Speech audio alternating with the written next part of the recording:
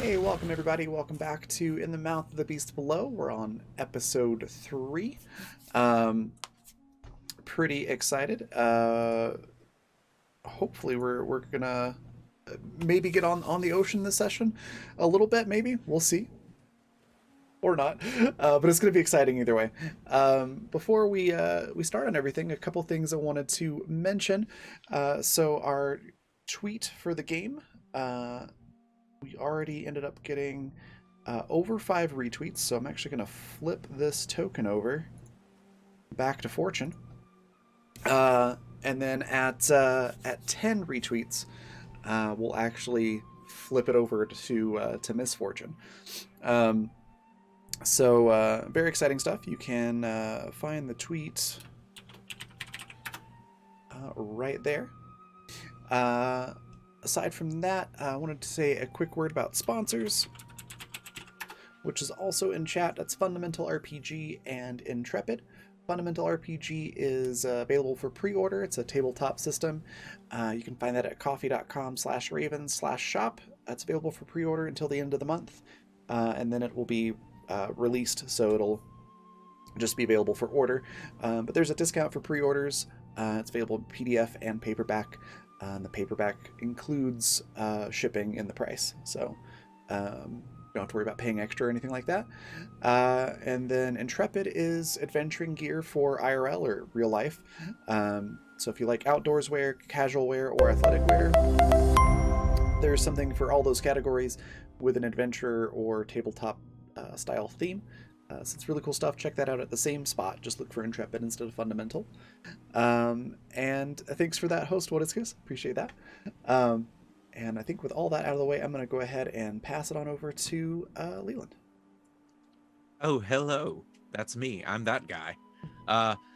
Before I get started, I've got things to say too. I just want to go ahead and thank all of the creatives, and that's a good word, right? Involved in making all of the sort of visual and sound thingies happen in this game. I want to give a special thank you to John Riggins, comic artist, who is still working hard at getting all of our character art done. Should actually have that done over the weekend. So he claims. No, I'm just kidding. I'm not rushing him at all. And I've actually even tipped him $50 today. Tip your artists. Anyway, so we should get some art. Hopefully next session we'll maybe have a little cool art reveal from John. And today we'll have like a taste of Alex, aka Canned Chaos Art on Twitter. We'll have a taste of their art today as well. I have some cameos from my home game, which is largely what this game is based off of, but this game is very refined and made for television. And I would also like to thank Travis Hansen for some character art that I will reveal today as well. I'm likely to hit him up more for some art. Speaking of Travis Hansen, they are running a Kickstarter right now, K-Wood Publishing. It's Monsters of the Wilderness. Check it out. Just Google it on Kickstarter.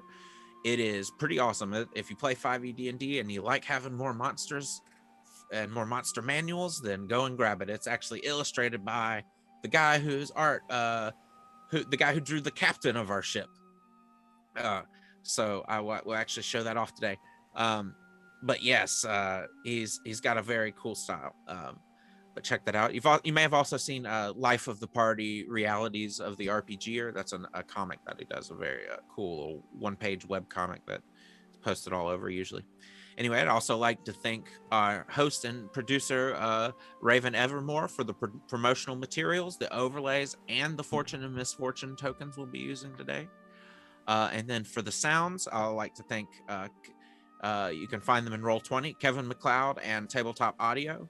And soon, for some more specific key moments, I will be using my friend Paul Melanson's music and sounds as well. So I've been bugging him to get a Twitter and start making music for RPG people, because it's, with everything being cracked down on, I feel like now's the time to get in here if you're a freelance music guy and an RPG nerd at the same time.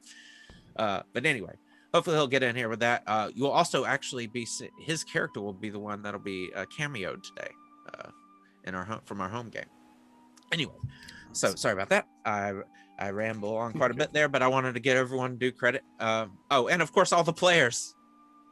They're all cool, super awesome, and they will show you what they can do by playing, and you'll see why they're awesome and why I bugged them. Anyway, so we're gonna go ahead and start with session 2 of In the Mouth of the Beast Below. Insert cool title here. That's actually not the title. Everybody ready? Ready? Yeah. Do you want to introduce? What else did I do? Let everybody Yes, let's. introduce their That's characters smart. and everything. Hey, introduce your characters and who you are. Go. We'll go around the room, Raven, for me. Thank you. Sure. We'll start with. We usually start in the top left, which is Mr. Parr. Tell us a little bit about yourself and Cliff. Oh boy, it's me. Hi, I am Mr. Parr. I am playing today Cliff Crushkill, or as his family name is, Crushkill. He's an ogre. He's an ogre fence here in the Zweihander system. And he's come straight out of Dream Daddy to have a bit of fun in this adventure. Love that. All right. Next, we would normally have Stace. She's going to join us later, but she plays Squire Flippa, which is a camel Grendel, which is really, really cool. I'll let her say more about the character and everything when she gets in. But definitely give her a follow on Twitter at StaceWindu. Very cool person. And then we'll hop on over to What is Kiss or Nathan. Hey, what's up? It's me, What is Kiss, aka Nathaniel Kiss, aka Nathan Kiss, aka Fleetfoot Mac. I'm playing the investigator halfling who's looking for a man named Stanley Duchovny who will cross continent and sea to find this person or die trying.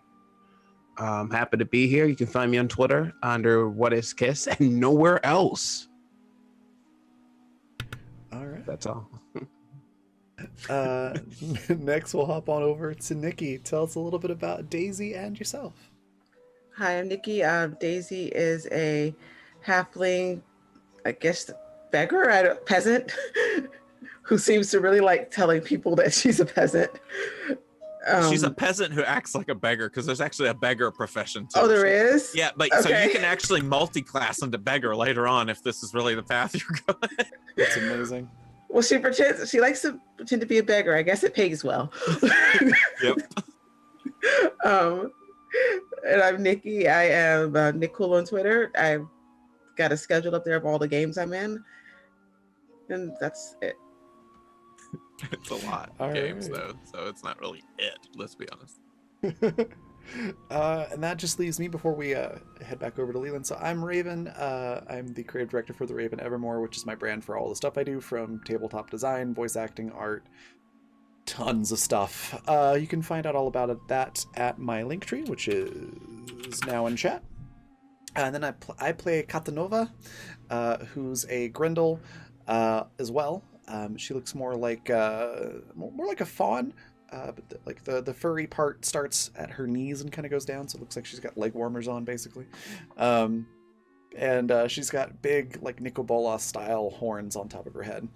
But she is a socialite anarchist, so her whole deal is infiltrating the nobles, mingling and socializing and whatnot, and just sowing little seeds of discord and anarchy everywhere to eventually bring down the system. So Hell yeah. she's a lot of fun. She mostly speaks like the court language, so she's got an accent and kind of struggles a little bit with remembering what common words are for things sometimes. So she's a lot of fun to play. And with that, I'll pass it on back to you, Leland. Excellent. So Raven's character is a Grendel, and she is a member of the Ugg tribe, because the furry boots. That's what is a joke. About furry that boots. took me a second, but that's amazing. I gotta remember that. All right. All right. We shall begin. All right. Everyone is alarmingly awakened with a thunderous knock on the door of their room. The ship's striker, Braun Borg, almost damages the frame in some cases because of his unbridled strength. He moves his way through the hall, providing a courtesy knock for each member of the crew. Upon opening their eyes, each character's gut has a knot of excitement struggling within it. Excitement and fear. Wake up, eat, meet us by the docks in half an hour, He says at each door, a routine you can tell he is quite used to. So we'll go around and in the order of which that is in front of me again, the Roll20 order, and I would like everyone to go ahead and just give us a brief, a little in character mini scene intro about your character's morning ritual, and then the last piece of internal dialogue that they have before they get dressed and leave their room to go and meet the others for breakfast. Okay.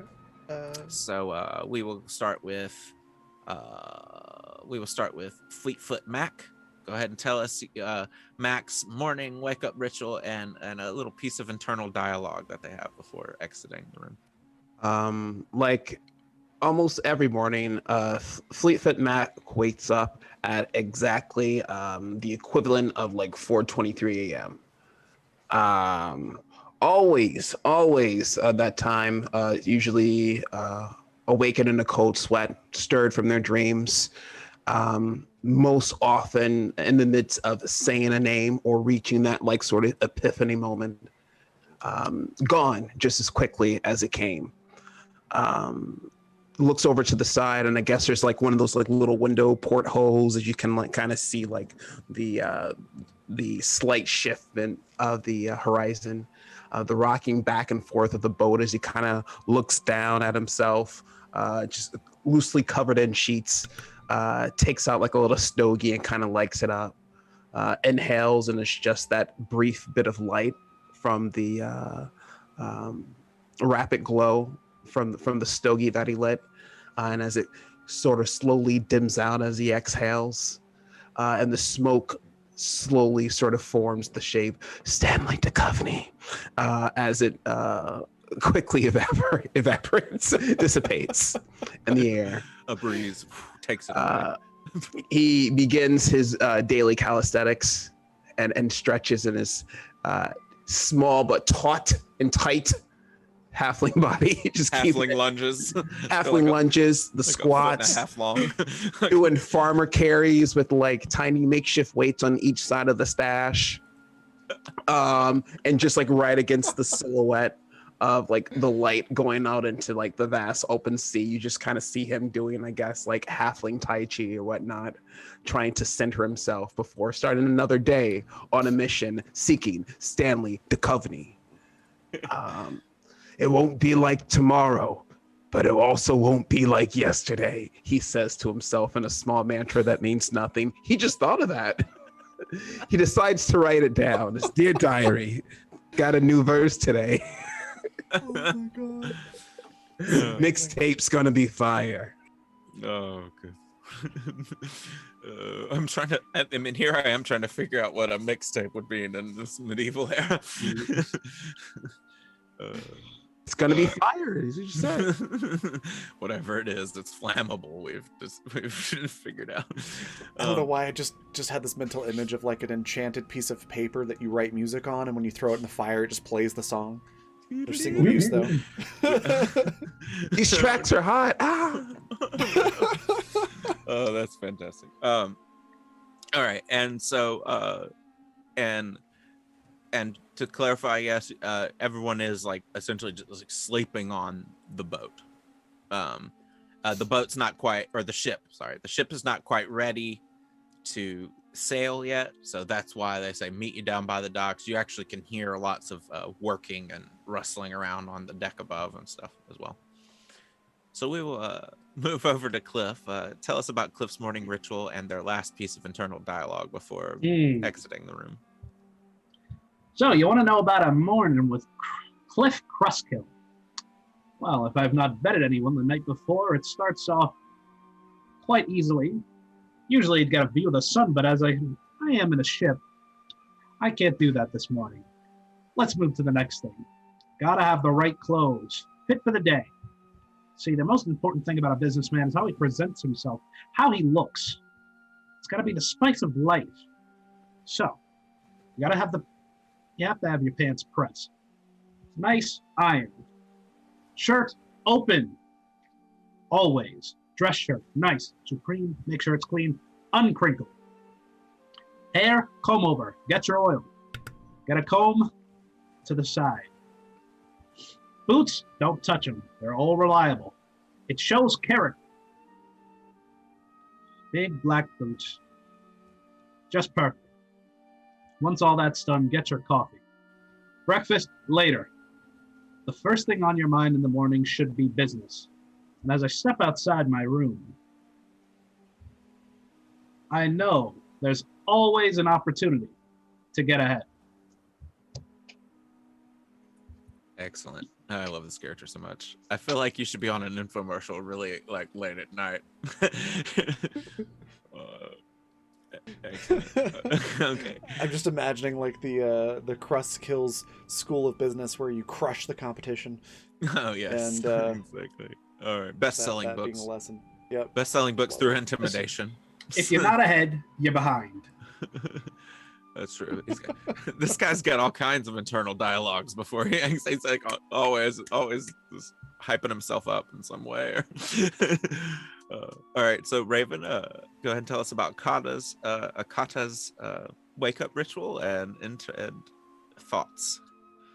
Yeah. So as soon as there's the deafening booming knock, there is a string of obscenities in whatever the royal dialect would be, the court language. High Iscarian. Yeah, that one. High Iscarian. I'll put it in the chat. I've got it on my character sheet. I just couldn't think of it. So just a string of obscenities, yelled about as loudly as that person was talking. And once that initial knee-jerk reaction has passed, I think Kata will gradually sort of slide upright, sort of like half sliding out of bed and half like sitting down on the floor. She's not a morning person at all. And so I think she's just sitting there for a few minutes with like the blanket or covers like wrapped around her, just kind of squinting, through the maybe she's got like one of the rooms in the ship with a porthole or whatever, looking out of that, or if not, just sort of squinting at the darkness, just muttering, "Oh, why is it so early? Why with the wake up call?" But we'll eventually pull herself up off the floor, use I imagine there's probably like a bucket of water or something like that in the room, and sort of does the whole sponge bath thing, taking very careful care and everything to be hygienic and clean, and pulls out probably some fancy perfume that's supposed to make people attracted to you or something like that,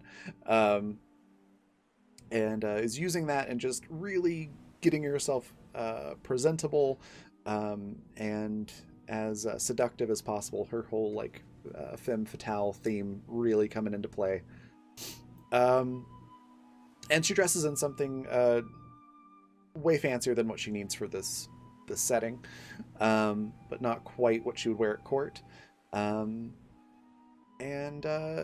She starts walking out of the room towards where the very loud person said the food was,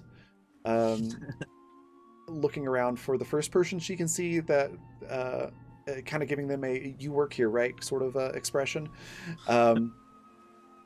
And the first one she sees is like, I don't need to know where the food is. I just need to know where is coffee. Let me hold on one second. Sure. Okay. You see, actually, you happen to run into an elven woman. She's about 5 foot even. She's got like a satchel full of like rolled up pieces of paper. You can tell by kind of, since you can sort of see through the paper, that a lot of them are maps. And she even has like a metal compass sort of dangling off of her belt. Seems like she might be either the navigator or the pilot, or both. Okay. And Yeah, Kata, because Kata being, super tall, just looks down at her and is just like, use a small cartographer. Where's coffee? Navigate me to coffee. Oh, the kitchen's straight back through here. The kitchen's straight back through here. Just go and ask. You'll look for Lena. She's a dwarf. She's got red hair. She should be getting things prepped right now. She should be able to direct you right to the pot. And excuse me, I haven't really plotted a course. I'm a little sore from last night, if you know what I mean. Yes, I know what you mean. By all means, don't let me keep you. I will go talk to Lena, you said? Yes, Lena.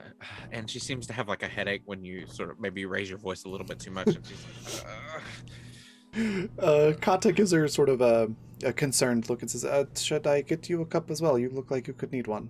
Well, if you're getting people cups of coffee, then yes, I suppose the person piloting the ship you're about to be on would be the first person to bring it to, right? Indeed, it does seem to be in my best interest that you be awake and coherent. Okay, well, I will go over here and sit down and start plotting before I go out on deck. And we'll say that there's like a place with a bench and like a table sort of attached to the wall, and like this small like sort of common area that you find yourself in when you encounter this person. Okay. And she sits and waits for you to go and grab yourselves coffee, and you grab it and come back. Anyway, we will go ahead and move on to and we'll say you two just sort of drink coffee and chit chat a bit. As I say, Kata will make small talk. Yep. All right, and so now Raven, or not Raven, I just said Raven. Nikki, what is Daisy's absurdly cute morning ritual like, and what was her last really sad thought before she exits the room? Well, when she wakes up, she hears the noise and she sighs a little bit. She tears off her bonnet.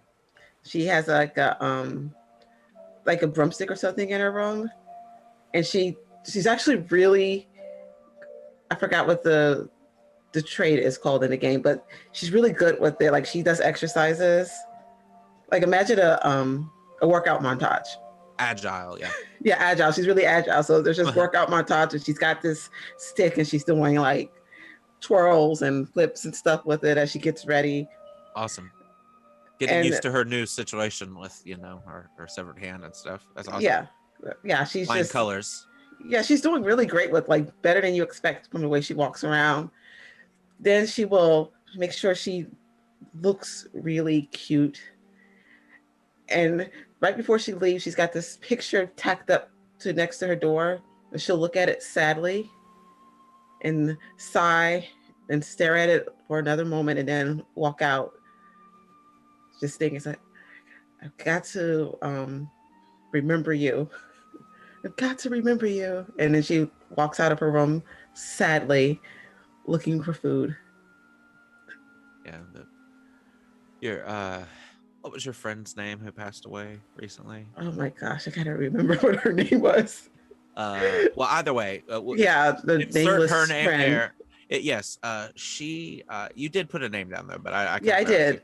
I forgot what it was. You and her actually used to kind of hang out in this place a lot because they served good seafood, being right, or the inn that you partied at last night. You sort of walk out and look over and see the inn that you were kind of hanging out in last night, and you and her used to go out and have nights on the town there when you would come to the city and kind of. I'm watching it like sadly remembering the last time you were there. This is A tear rolls down my cheek. A place you fondly remember. All right, and so we'll say everyone's gathered up and stuffed their bellies enough with food by this point, and just because we're starting a little late, is it okay if I just sort of kind of move us forward a little bit? Okay. All right, and so everyone's bellies are full. Their caffeine meter is as high as it needs to be for them to function. I don't know. You could tell that's somebody that's coming from someone that doesn't drink caffeine very often. And when I do drink it, I feel like I'm like high on like God powers or something. But anyway, so you all arrive at the docks as a group, and you find the crew. You come out and you basically exit on the ramp that takes you down to the docks, and you have to kind of sort of make your way past the crew to go to get to land, and they're frantically working, yelling, laughing, grunting at one another. The boatswain, Percy Prancestone, the little halfling guy. Oh, Percy Prancestone, the guy from last time. He is like happily waving at you all across the way near a bunch of cargo that's like piled up to be that has yet to be loaded onto the ship. He's on land. Again, the ship is just docked. That you all sort of stayed in a floating house last night, and so he's pretty far away though, so you have to make your way through various crowds, almost like a little city center that he's on the other side of. And once you start pushing through the crowd, you see in the middle of the city center. Could you go ahead and go to the map screen so I can show off a little bit of art?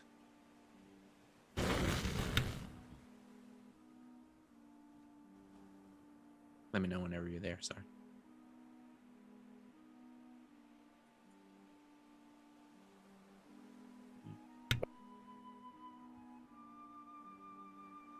Anyway, let me know when you're ready. But yeah, so you see an orc. All right. Okay. Can you hear me now? Yeah, I can hear you. Sorry, I think you were muted. Okay. Yeah, my I was hitting the button, but it wasn't unmuting. That was weird. Okay. We're on the Okay, map yeah. screen. You're good. Okay, sorry about that. All right, so you see these two performing in the center of the town here. This is an orc's jester,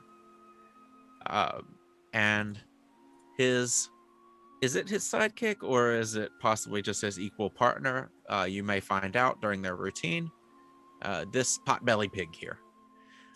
So you see an orc's jester in this outfit that is identical to the potbelly pig's outfit. Those of you from around here are familiar with this duo. This is Truffle and Hampton. On all of the signs put up, Ham is capitalized.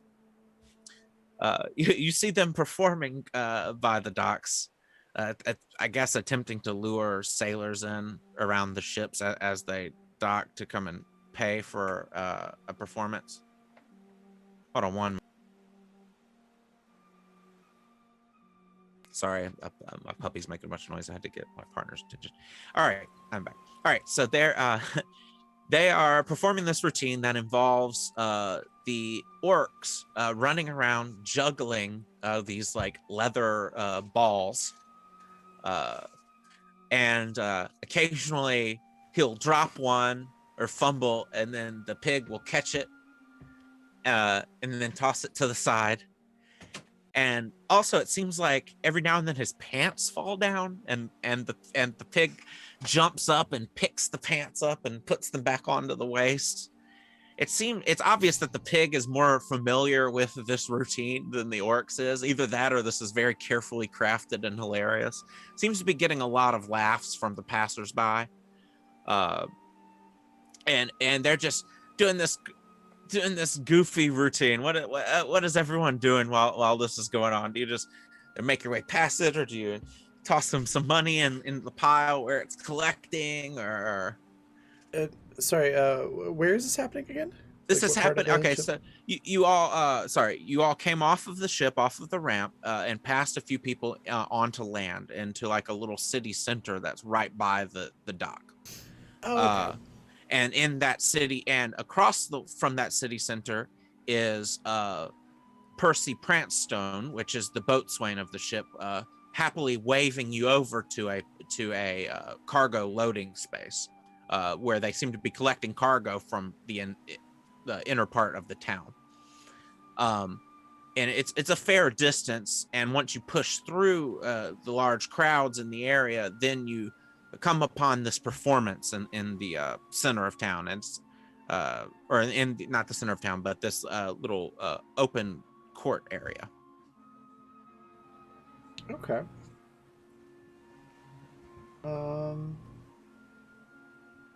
Yeah, I think Kata might stand and watch for a little bit.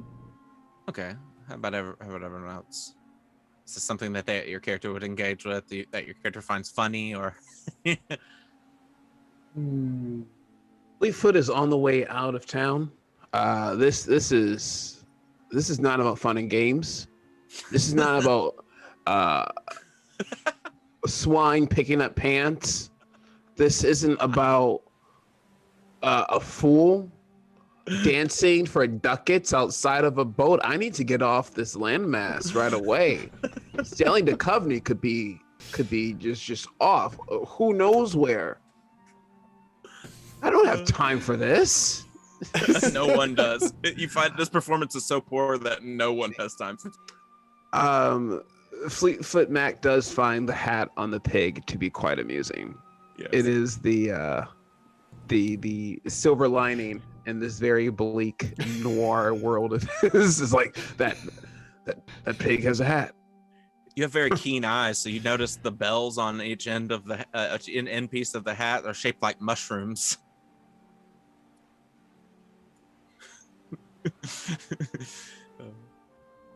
All That's right. great.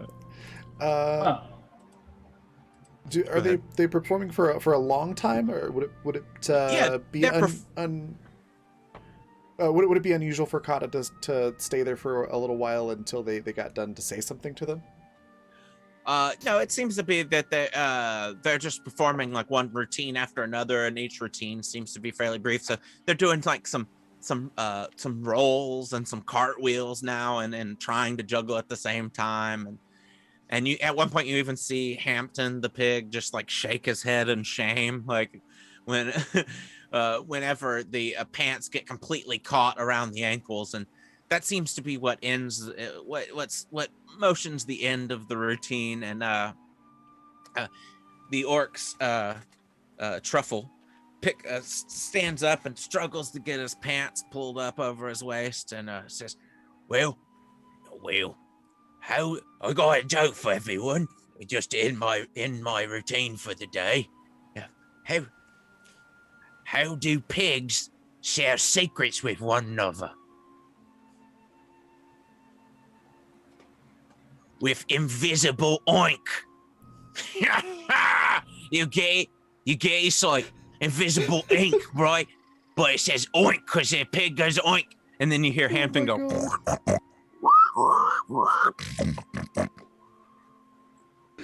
That's amazing. I find that hilarious. Kata's less amused, but she just wants to go up to probably Truffle and say, "You should take this performance to Duke Saltley. Very big fan of this type of humor." Oh, no, you see. I've actually just recently been replaced by the Duke, which is why I'm out here working on these filthy, dusty streets that smell like fish chum. Oh, I see. Well, his tastes are how would you say, fickle. Yeah, I wasn't too keen on the fact that he only had me on his court because he thought the idea of an orc's jester was just too damn funny. Not whatever. He's a bit of an asshole anyway. I'll be moving on soon enough once I get enough money for a trip off this island. Perhaps this will help a bit. And she'll hand over a silver shilling. Yeah, all right, that'll definitely help. Thank you. And then he goes on to start trying to hustle someone else for money, almost like within the same breath. I feel like I know these two. Yeah, you do. You definitely do. Just because this character I'm playing, I feel like I knew them before they got to being the Dukes like jesters. Most definitely. And now I know them after. Comedy clubs. And hearing him talk about making money to leave when I'm about to leave because I've already made enough money to. Yeah. Fellow, I told you to drop the jokes. I'm trying to tell you. Oh, it's my Riff, Jiff. Oh, Jiff, what's up, old Jiff? Well, while you're out here working these dirty docks, I'll be getting out of town, skedaddling. Oh, you out of here? Yeah, already booked passage. Kind of grunts in jealousy. Yeah. I'll get out of here soon enough. Try not to get eaten on your journey. Oh, I'll have no such trouble, pal. Here's a shilling for you. I know you need it. And you know that he could be referencing any number of things. Like there are giant predatory like albatrosses that live out that could eat, that just scoop people off the decks of ships and carry them away to wherever they're from. All sorts of scary. All right. Cool. Everyone, you toss them a little money. Go ahead, Nikki. Were you about to say something? No, Daisy has somehow got some of the leftovers out of her bag, like some apples or something, and she's walking around the stage, and she like trips and drops them, and like tearfully starts picking them up, looking up at the Hampton runs over, and he's like, and you would think like, oh no, one of my apples is about to get eaten, and instead he gently picks it up and puts it in your bag for you, and even sort of like lifts like takes the top of his head and sort of like boosts you under your butt a bit to try and help lift you up off the ground while you're trying to get up. And he helps you pick up the remainder of your apples, and then rubs against your knee, and he notices your wounded hand, and he even kind of, you see like a look of like sympathy in this pig's face, and he even like kind of just nuzzles your hand very gently with his snout. Oh, she's gonna pet the pig, like, oh, you're such a cute pig. You remind me of my pet, Charlotte. Charlotte. And Wilbur. No, yes, I love this reference. She's just like really sweet kind of scene where she's petting the pig. Excellent. Music changes. Yeah, it looks very heartwarming. And she's so sad. It looks, with her rags and her basket. She might look at some people with big eyes. Oh no. All right, moving on. Unless you want to roll some bagger checks. What do I roll for that? Oh no, of course you do. Let me look at your characters here real quick. You would roll bargain. Okay. You would roll a bargain, just a flat bargain check. Just make sure your dot up top is set to standard 0%, and then just hit roll and then hit submit on the little window, and you'll be good to go. Okay, let me just make sure I'm at 0%.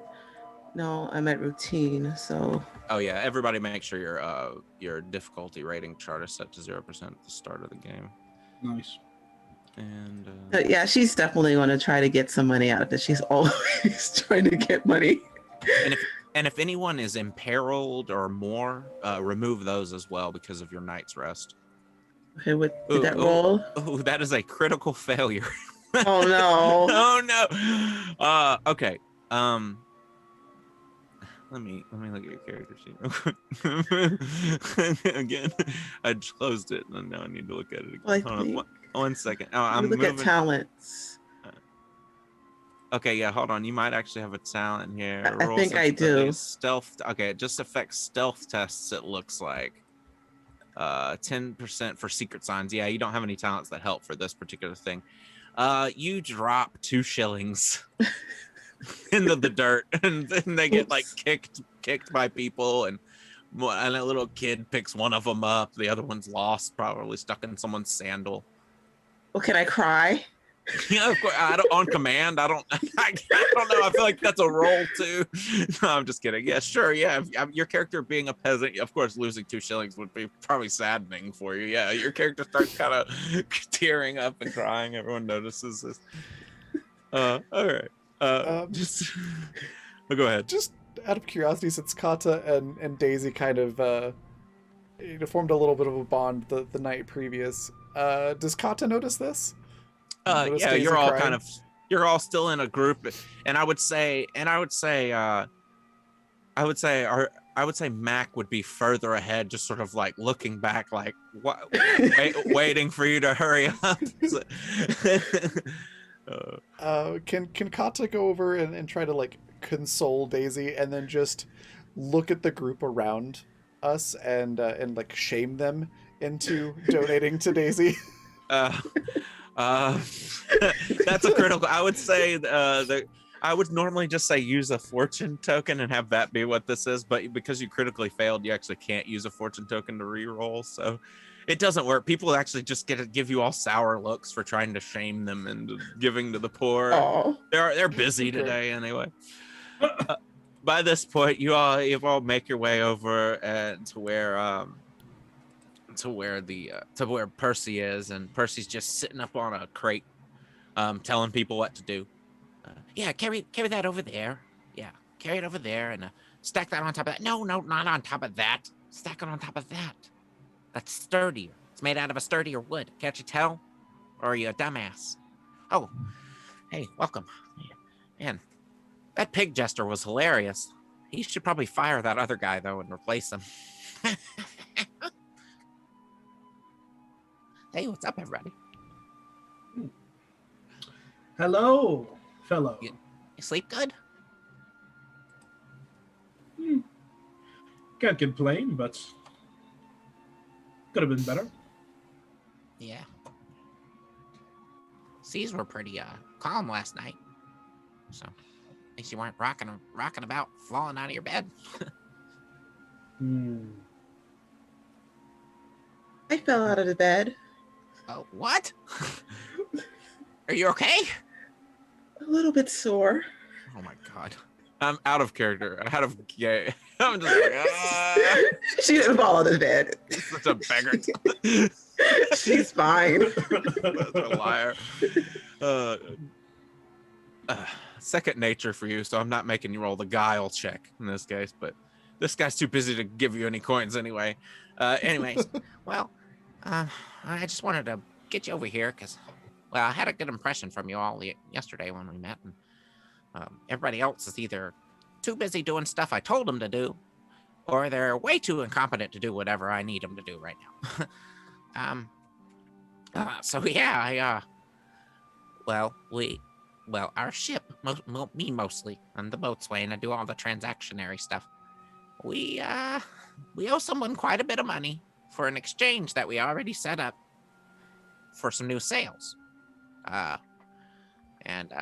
Well, the inn over there, the Rock Feather, it's the place you partied in last night. They've agreed to loan us a horse and cart, and I was just wondering if y'all could take the horse and cart and drive them on through town, and go and pick up the stuff. Honestly, I'd do it myself, but a couple things. I gotta stay here and make sure these goons are doing what they're supposed to do. And, well, I feel like I might get a crossbow bolt to the face if I went over there, because he doesn't really like me very much after our last interaction. So, yeah, none of you should get shot. How confident are you that we wouldn't suffer any penalty for showing up in your stead? Because usually if someone wants to put a crossbow bolt in someone's face, that means that they've either A, did something to deserve said crossbow bolt to their face, or yeah. B, the person in particular that we're dealing with thinks that the best way to solve their problems include both crossbow bolts and faces. Well, yeah, I kind of guess you make a good point. Well, they're not murderous, per se, so I think you should be fine. Just, tell them the captain sent you. I'm Just sensing don't a mention lot my of, name. I think we'll be okay. what is the phrase? I'm smelling a lot of if coming off this plan. Yes, that's the phrase. Oh, you get a confused look from the from Percy as he tries to figure out what you just said, but he's like, Yeah, okay. Well, anyway, most of you took your ticket funds back, so you kind of got to do what I say. You don't really have to so much. I don't think, Matt, because I think you kept your money. Oh yeah, how much did we get for that, by the way? I think it was 3 gold crowns. I think. Dang. I forgot to add that in. No, it's all good. That's a big money.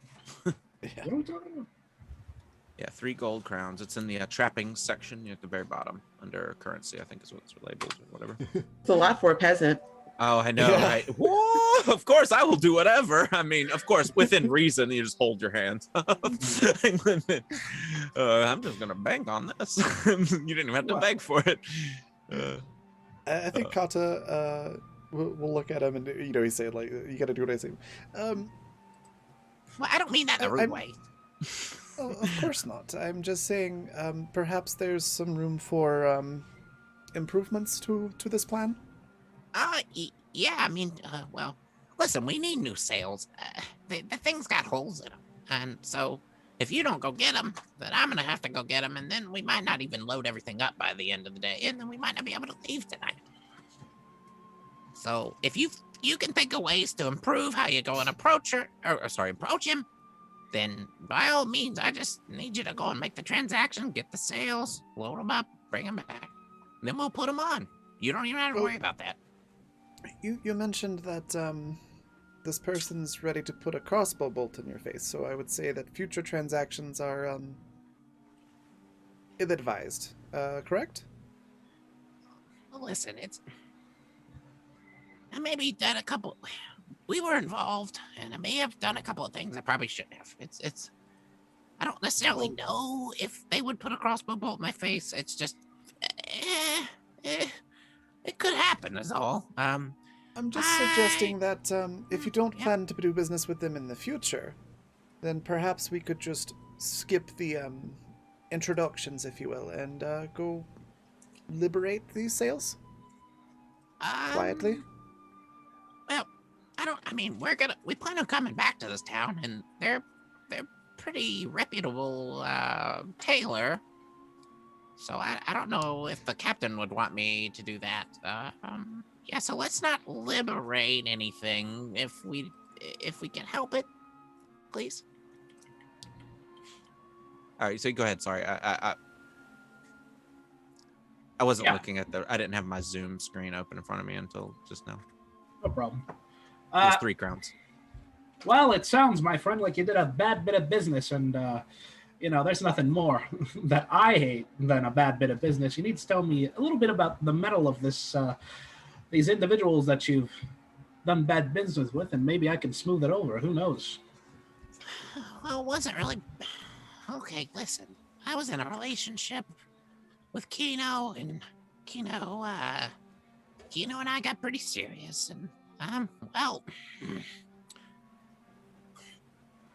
I wasn't exactly faithful, and we agreed to be faithful. It was a whole thing. So it's just a lover's thing. I don't think it'll involve you so much. No. Relationship business is the worst business of all. Let me tell you something. Oh yeah, that's true. Well, hey, listen, just tell him I'm sorry. Maybe at the end, once you've got the sales and the money's been put in hand, but don't mention me otherwise. Just tell him the captain sent you. Maybe might be a good idea.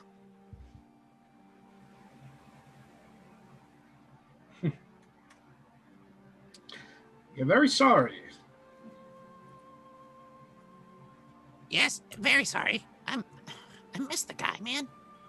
It's I look forward to coming back here because of him. And now the thing I got look forward to is shitty booze, you know? Well, my friend, I'll see what I can do for you. Excellent. Well, hey, you know, we're gonna be on almost a 2-week trip together, so you help me out, I help you out. Yes, so you'll owe me one. Yeah. Well, you know, yeah, I'll owe you one. Oh, good lord, that means so much more for your character, I'm sure, than it does for any other person. I love to hear that said. You just make note on your character that Percy Prattstone owes you one. All right, so does anyone have any other things they want to say to Percy before you start essentially getting directions to where you need to go? Akata's not going to say something like directly to him, but probably while he's still in earshot is just muttering, mostly to herself, but also to anybody that is around that would listen. Just say, I'm just saying, you know, if they're a reputable company, then they probably have plenty to spare, and you know, why support this capitalistic horrible people? Yeah, I don't know how to answer that. I'm not much of a politics, land politics anyway. There's plenty of politics on the ship. Yeah, I mean, listen, the captain just wants us to go buy the damn sails. You know, normally I'd be down for a little, whatever, little B&E, but maybe this ain't a good time. Not trying to piss people off right before we leave, you know? I always thought that was best time to do it, because then you leave and then you're gone, but... Very well, we shall do it your way. Yeah. Just out of game, just set a couple fires on your way back when no one's looking, and just to get your fix. Yeah, you know, it's the transactions, it's far too orderly. We need a little more anarchy in that.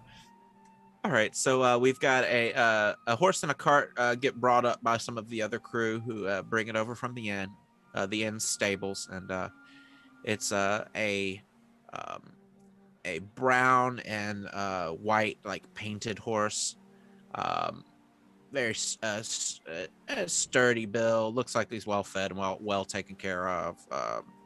It's even got little seashells woven into his tail and stuff for decoration. This is like the inn's horse, basically. And you are reaffirmed that by, like, the advertisement for the inn that's hanging from one side of the saddle. It's like a walking advertisement. So you're basically just going to be driving the car with, like, the store's label on it. But anyway, so it gets brought over to you, and there's room enough for 2 people. I assume Nikki will be driving, due to the fact that Nikki, I think, is the only one with the drive skill, unless someone else has drive. I would truly never drive myself anywhere. Of course not. Nick, of course, get the peasant to do the driving. Daisy's not. I don't think she's realized she's the only one who can drive yet, because she's been acting like she doesn't really know how to do anything. Everyone's just sort of staring at each other like, well, it's not gonna be me. I don't know how to steer one of these things. But once she figures it out, she'll, like, hop up on a horse. Well, it's a cart. It's like a cart. Sorry. Yeah, where there's room enough for 2 seats up front, and there's no room. There's no other room unless people will ride in the back of it. Like, everyone could ride on it there, but not back, because you have to load it up. Sorry, go ahead. Well, she'll climb up to drive, and there's some where she'll say, I remember when I drove this across the fields over the mountains. Excellent. That's a beautiful story. Yeah, she says it, like, wistfully. The entire field stretched over mountains? Beyond the mountains. It's a big field. Yes, it is. It's quite beautiful. I used to walk there with my horse. Sorry. Charlotte. My big black horse, Black Beauty. You're going on about this horse a lot. Yes. You walked with the horse, or wait, you killed the horse, then the horse walked you half the way across the mountains? No, I just walk beside her sometimes, just to look at the flowers. Sorry. Oh my God. Were the flowers in the field, or are these mountain flowers? In the field. Blue mountain flower. Yeah. Red mountain flower. The blue stretched on for miles and miles, a sea of blue petals This And- place. fluttering in the wind. What? Fleetfoot Matt looks at his notes and says, "I guess the story checks out." And just scratches out, definitely not Stanley Duchovny. Definitely not. Oh, good Lord. Okay. Who else is riding up front with Nikki? I shall. Of course. It's leaning on one side when you hop in because you're just a big ogre. All right, and the rest of you, as in Kata and Mac, you can hop in the back or walk alongside if you'd like. We're about to go on break in just a second. Go ahead. What were you about to say? Kata's just gonna walk alongside. Mhm. And might mention, I think I will walk once we're on the ship and on traveling. There'll be little opportunity to stretch our legs in such a way. Oh yes, for sure. Good idea. I'm not an NPC that say this is just me talking. That is a good idea. I think she might also look at Fleetfoot being because Fleetfoot is a halfling. Is that right? Yeah. Both Fleetfoot and Daisy are both halflings. Okay. So Kata being massive and halflings being small, we'll look down at Fleetfoot Mac, and just say, don't take this the wrong way, but do you need ride? Like offering to give him a piggyback ride, essentially. Oh, I'd love to. And then Fleetfoot just harnesses himself up with one side of the stash, while supporting himself with the other, and then belaying up the side. Sorry, reverse belaying up the side of Katya. Yeah, and the hoof noise is very distinct. As it's more distinct now that you're mounted in such a way. Just And Kata will just say, you can hold on to horns. It's fine. It doesn't bother me. Oh, they're very big. Wait until we get the art. Those things are Yeah, huge. they're huge. I love them. I might give you a gore attack. I don't know. Anyway, Sorry for being tongue-tied there, but yeah, that's amazing. excellent. Okay, so we will do a break in just a second. I'll go ahead and describe this brief walk. The smell of chum on some corners and overwhelming spices on others. Street performers, food stalls, snake oil salesfolk can be found in high concentration in this part of town. The ground you walk on gives off a distinct crunching sound as it is paved with mollusk shells. And we will go on break and leave you with the sound of walking on shells, because everyone knows what that sounds like, I think. It's very distinct. I'm walking on seashells. And don't it hurt? Yeah. That would. All right, we're gonna head on a break. So we'll be back in 15 minutes. So go grab a snack, stretch your legs, hydrate, all that good stuff. But come on back in 15 minutes because we'll be back with more.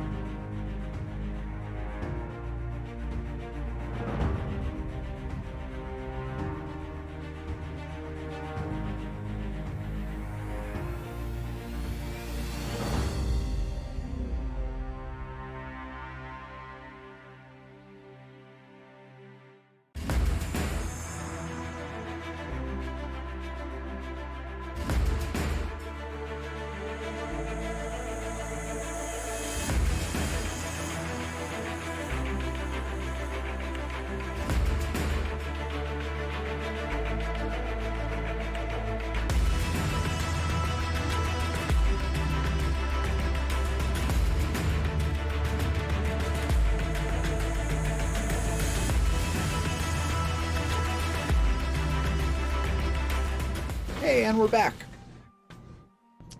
Awesome. Welcome, everybody. I am super excited to go ahead and jump back in. Just a small recap on what happened. We started a little late today, so but we're gonna still do the same 3-hour time slot. Kind of works out for what I had prepped anyway. So, but yeah, so far everyone was awakened by a loud knock. Was asked to go and meet down at the by the loading area of the docks. In about half an hour. They were all sleeping on the ship, so they come down off the deck and onto land. They find themselves in a large, bustling crowd of people because it's a busy dock. This is not just like a personal area. This is almost like, imagine if like the ship just pulled up to the side of the road. You know what I mean? It's kind of like there's a dock, like this whole side of the city's a dock, so that's just like everywhere. So it's very public. Yeah. So everyone kind of comes out in this bustling crowd. They find this performance in the middle of the road of this orc and pig jester combo named Truffle and Hampton. They did a acrobatic comedy juggling act, topped off with a really bad pun. If you want to see what that bad pun is, you'll have to go and watch the VOD later. All right, because it was bad. It was really bad. And so everyone is now on a cart being pulled by a brown and white painted horse with a sign for the local inn hanging from the side of it. That was loaned to the crew to go and pick up some sails. They're in desperate need of sail replacements. They've already set up the deal. The sails have already been made. They've probably already even paid a little bit. So they're going to go pay the rest of the money and grab the sails. The boatswain, who is essentially like the foreman on the boat, is a halfling fellow named Percy Prancestone, whom they met the day before, and he has asked them to do this because he feels that everyone else is either way too busy or too incompetent to do something this important. And he got a good vibe off of everyone, and he claims to be one of those people that kind of goes heavily off of first impressions and stuff, and feels like he has a good read on people. So he sent you off to go and do this. Plus he knows all of you well enough after partying with you last night, and knows that you're ready to get off of this continent. And what better way to do that than not piss off the ship that you're supposed to travel on? So anyway, it sends you all down. You're just riding on a couple of you are riding on the cart. One of you is walking, the other is riding on the back of another, hanging from a mustache. I'll let you guess who that is. And so I would like everybody to go ahead and make me a challenging. Yes, everyone go ahead and make me a challenging eavesdrop test. That is in the perception stat. So we click the challenging dot up at the top and then click on eavesdrop, correct? Yep, eavesdrop, and then hit submit on the little window that pops up. All right. And if we have a little pip in that, it gives you plus 10 to your whatever your stat is. Basically, makes it easier for you to okay. pass. And that's automatically. It's figured in already. Yep. Mm-hmm. Perfect. Yeah, you'll see it's labeled eavesdrop, and some of you have 0, some of you have 10. All right, so we've got one from Mac, one from Kata, one from Daisy, and we need one from Cliff real quick, just whenever. Even if you don't have a rank in it, just roll it anyway. Oh, mine didn't go through. Oh, sorry, we have to hit submit. Maybe that little window pops up on Roll20 to submit on. And if that doesn't go through, there we go. Cool. All right, so it looks, let me go ahead and look over these rolls real quick. Okay. All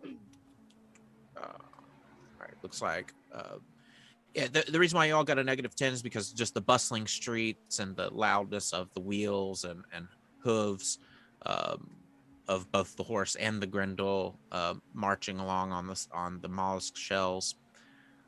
So it's kind of like drowning out much of what you would hear. But Daisy and Cliff, the people sitting up front, as you so you made your way through just this kind of busy part of town. It seemed to exist a little more in squalor than the other parts of town, but it doesn't. It's not like indicative of like anything being more dangerous or anything. It's just like the other parts of town are kind of centered around the merchantry, and there's less stores in this area. And so anyway, my message is that I'm tired of poorness being associated with violence, and all D&D games, when you go to the slums, it's like, watch your back. Anyway, sorry. Moving on. What is it like? It's like from Don't Be a Menace in South Central. You got a WAN pop up and goes, message. All right, so all right, we've got those of you that succeeded. You overhear a heated discussion between two deep-voiced individuals coming from the courtyard ahead as you sort of arrive to the tailoring building or facility, warehouse, whatever you want to call it. It's also got a home behind it, and there's like a courtyard that the fenced-in courtyard with a metal fence that connects both the factory where the tailoring happens and the two-story home sort of in the backyard. There's like a grassy courtyard with like a marble like very stained and moss, a lot of moss growth on it, but a large fountain. Sorry, I lost the word fountain for a moment. A large fountain that goes up about a story. So it's very tall and elaborate, broken in some places. But just in front of that fountain, you see two men squaring off. It seems to get heated. One of them pulls out two stilettos. The other one pulls out a rapier, and they begin to engage. Based on the description of the man you were supposed to meet, the scorned lover, if you will, you see a dwarf on the ground. Let's see, whoever wants to go ahead and tell us what this dwarf looks like. It's just a dwarf male, and just describe his appearance if you want, as a little collaborative exercise. Whoever wants to go. Instead of a standard dwarf beard, he has what can only be described as reverse cornrows. Excellent. The design on his what would be a soul patch is neatly braided, as each patch of braids are meticulously sort of patterned and set. And if you really look at it, and on like a really nice clean shaven day, it's actually a map that this dwarf once used to reclaim the family fortune. That's long gone in the past, and since then it kind of played off as a red herring for like other folks. But I guess this dwarf kind of picked up a life of maybe some treasure hunting that maybe lended itself into some goat laundering, maybe some highway robbery, or just general highway manliness. So goat laundering is where you you steal a goat and then you sell a goat legitimately and then buy the goat back and then it's legal again or something like that. You're like cleaning the legality of the goat, like that or the milk. That or the milk. Okay, got it. The goat's hot, but the milk is legit. Yeah. We shaved the numbers off this goat. Stolen goats, legal milk. It's Brilliant. Check the serial number. You gotta get Cliff Crushkill in on that one. Or they rent him out to clear a field and then suddenly find the goats. Yes. Oh my god. Okay. I love this. All right, yeah, so this guy is squared off with his very elaborate cornrow beard. His looks like balding up top. Got a nice kind of like wealthy merchant outfit. He also looks like Larry Bird. Okay, Larry Bird at the same time somehow. Like his facial structure is the same as Larry Bird's. It's definitely not the height. All right. So, and you see a dirty, lots of dirt smudges on his face, pockmarked skin, tan, from like a farmer's tan, black hair, in a kind of greasy mohawk that's not really sticking up, just sort of laying down to both sides. He's got like a heaving gut that sort of hangs freely over his belt, and he's got kind of like a bit of a weasel face. And he goes in and right as you approach and dismount, to really get a better look of what's going on through the gate or over the fence. However, the pockmarked, mohawked guy with the gut goes in and stabs Kino, which is the name of the guy you're here to meet and pay for the sales. So he stabs him, and then Kino falls to the ground, grabbing his stomach where he just got stabbed. And yeah, as you approach, when you get close enough to, by that point, the guy is standing over the other one, saying, Well, where am I gonna stab you at next? Right in the neck, right in the head, right there in the temple. Since I think might we'll need go some ahead suing. and roll initiative. If you guys want to participate in combat, roll a d10 plus your perception bonus. Hey, thanks so much, Michael, for the 200 bits with message of since I think might need some soon. We are at 6 fortune tokens, so that will add a 7th. Okay, cool. I can actually copy these, I and appreciate that. I can copy them and put them in Roll20 as well for us to see. Daisy's going to ask if they still get paid if he dies. Yeah, I don't. Who knows? That wasn't discussed.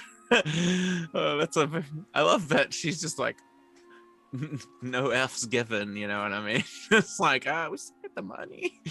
Okay, so. And I apologize because I had to take care of something in Streamlabs. I heard something bad happening. Who's trying to kill us? What's going on? Okay, no, the two guys are squared off. Like a bandit is squared off with, the guy you're here to meet to pay the money to and get the sales from. Okay. Some sort of bandit-looking guy. We're gonna typecast him. He's got a stiletto. He's. Okay. I don't know. That's the good dead giveaway, right? Stiletto. And to get a number in order for initiative, what are we rolling?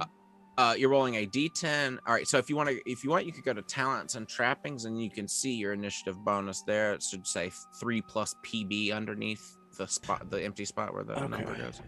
And you just roll a D10 plus that. There's no initiative button on the character sheet yet, but they're making new character sheets. So.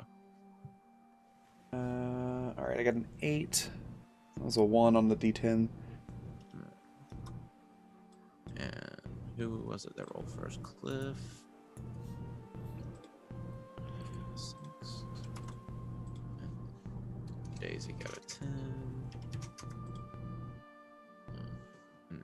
Delete Flippa, because we'll say Flippa is handling her own business before the journey. So a 14. I think mine's is actually a 9 Oh, a 9? Okay, sorry. in total. Oh, okay. Go to the map screen. All right, let me add.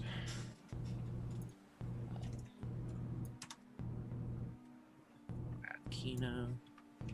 Oh, there will not be a map. You don't have to go to the map screen. Sorry. Go in there so folks can see our initiative order. Oh, okay. Never mind. That's good. Good idea then. And they can see the tokens again too. All right. So let's see.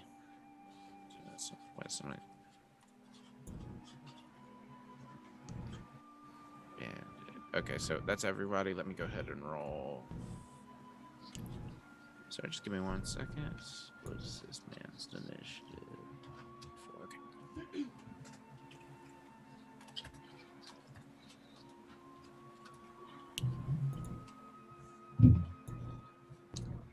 All right. So Kino.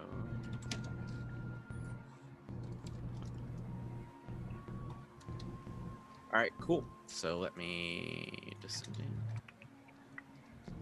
All right, so it looks like both Kino and Mac have a 14, so I will move Kino underneath you, Mac, since you're a player. There you go, that you win the tie. So you can go ahead and go. Like I said, it's like about I'd say just a little bit of a brief description to give you an idea what's going on there. You're basically on the other side of a metal fence that has a gate in front of you that's about like 5 foot wide. That's ajar, and then beyond that is a grass courtyard that's got a building to the left of it and a building at the far end of it opposite from you. And then on the that's the left. And then on the right side of it is just more fence. And on the left is the warehouse where the tailoring happens, and on the far end across from the courtyard from you is a 2-story pretty nice house. In the center of this courtyard, there is a large, like 8-foot tall, elaborate, mostly sort of dilapidated and ruined marble fountain in the middle that does not seem that, or only seems to have like some stagnant water down in the bottom. And about 5 foot in front of that is where this tussle took place that just turned into a stabbing. The bandit stabbed Kino, the tailor that was you're here to meet, that's making the sales, was stabbed and is now lying on the ground. And the bandit's sort of standing over him with his back turned to all of you, talking to himself, deciding where to stab Kino next. One question: is the jar open or closed? What the gate? You mentioned that. Yeah, you mentioned that the gate was ajar, so I was just wondering if it was open or closed. All right, you're fired. I'm gonna go ahead and I don't care if they costed bits. I'm flipping one of these to a misfortune. No, I'm just kidding. That would be mean. Hopefully, someone would revolt. Whoever spent the money would be mad at that. No, yeah. So, yeah, Mac. So you can go ahead and go after that awful pun. I'm just gonna startle and rattle the assailant with the knife. Just calling out and in a very commanding voice. You put that dagger down, you dastardly villain, and you step away. There will be no more stabbing on our clock until we finish up matters with that person. Then I guess you can stab him to your heart's content. But we need him alive right now. All right. Make me an intimidate check or some sort of skill that you think might be relevant if you'd like. Because help me out here. What skills are relevant in this? Got it. All right. I will scroll down just for you. All right. So we will go to fellowship most likely, right? So that's Kitty. Go ahead. What were you saying? Question. If Fleetfoot is being intimidating here, would he get any sort of bonus from being on top of a Grendel? Yes, actually, that's a good question. He has to make a handle animal check. No, I'm just kidding. All right, so let's see. Okay, so you could do intimidate, even if you don't have any ranks in it, because it's doesn't have an asterisk next to it. It's just a general skill. So if you want, do a go ahead and set your dot to routine, because you're on the back of a. Actually, set your dot to easy, because you're not only are you on the back of a grindle with huge horns, you're also with a group of people. So just set your dot to easy at the difficulty rating chart. And not interrogation. Sorry. Intimidation under brawn. Okay. It's under brawn. Sorry. Yeah. There it is. All right.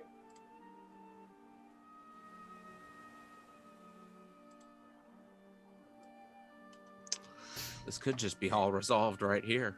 And did it not come up yet? Let me try it again. Did you hit submit on the little window off to the side?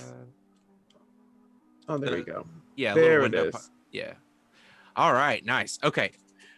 All right. I actually have a little chart right here. Okay, let's see. This is a successful social tactics check, and you did intimidate. They are hostile to you already. We just got here. Okay, well, we'll say unfriendly. Sorry, I didn't. Either way, it would have been the same damn result. Okay, so we're both right. That stranger's just a friend I haven't met yet. Yeah, exactly. So this guy turns around and you see it. You haven't seen it since you got into this town, Mac, but you see it. You see the mark of the dreaded Duchovny gang. The forearm tattoo of the bird, you know the one. I say after yelling out my call to cease, I whisper this part loud enough for the party to hear to them, and I say, I'll say this once, you best get back. And then I jump down from the horns of my anarcho friend, and I say, because these guys are with Stanley, and I'm Fleetfoot Mac, and I take out a little switchblade as my eyes go ablaze. I just love that Mac during combat goes into like blaxploitation film mode and like right away and just becomes like a badass, like over the top action hero. And like, he's Dolomite. That's right. It's Dolomite the halfling. Yeah. Oh, that's so good. Wait, if he's got a switchblade, does this make him Mac the knife now? Oh my god, that's so good. Yes, it does. All right, Mac the knife. You have 3 action points. I'm gonna say that you haven't used any of them yet. This is just like some pre-combat epic dialogue. And he's like, "What you think you're gonna do? You and your crew? This is none of your business." He seems really kind of stressed. So for my first of 3 action points, I'm gonna stick with the skill list because it's the only thing I'm comfortable with. Could I use scrutinize as a way to demoralize this person's resolve? Yes, actually. Yeah. Should I set that at find routine? some weaknesses for him? Set it to. Let's see. Yeah, routine. Routine sounds good. Routine, and scrutinize, bet, submit. Ooh, all right. Yeah, so you could tell this guy's looking behind himself a lot, like he has no, like just keeps he could tell he's reflecting on the fact that he has no backup, that it could be an angle you could go at, and also he's like kind of looking down at the size of his weapon compared to everyone else's weapons standing in front of him. He's got like a little dagger, like you know what I mean? Yeah, I will follow up exactly with that method of saying, it seems you're outnumbered. Even if it was mano y mano, and I kind of throw my knife back and forth. It seems that also in this case, you are also outnumbered. Now I'll offer you this. You can take this one chance here now, or you can throw it away with your life. And I hold the dagger up. Excellent. You drop the knife, you get out of here. I never have to see you again. You take off that patch and you renounce your evil ways. All right, That'll end my turn. All right, he is going to. I'm gonna go ahead and actually just make a resolved test for him right now and see how this goes. This might not lead to much combat at all. Hopefully, no one gets upset because this game is really deadly when combat happens. So when you can get out of it this way, it should be considered a win. We'll see though. Let's see. I'm gonna set him to. I've been giving you all bonuses for outnumbering and stuff, so I'm just gonna do a standard resolve for him this go around.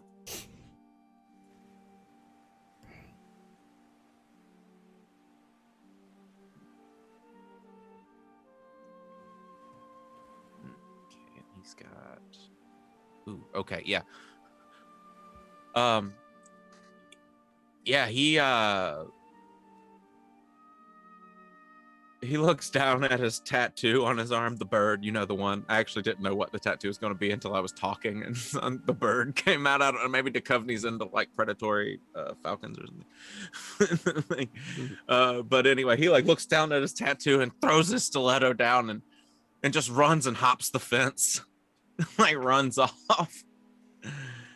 And you find Kino, the elaborately bearded dwarf that you described, on the ground holding his gut, saying, thank damn goodness you got here.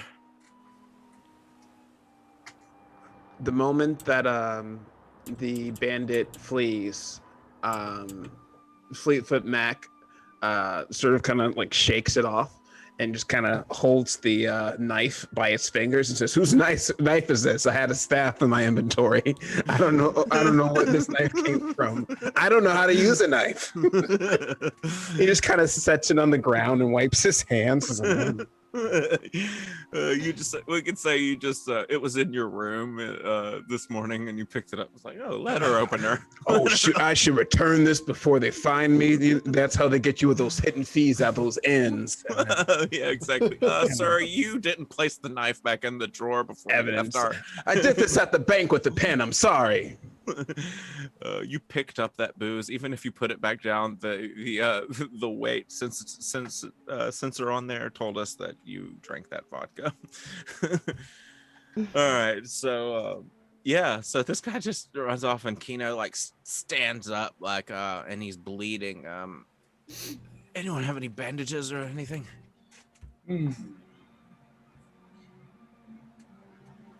I have some, and I'll hop down because I think I have 3 bandages. And he walks over and meets you kind of in the gateway where the open gate is.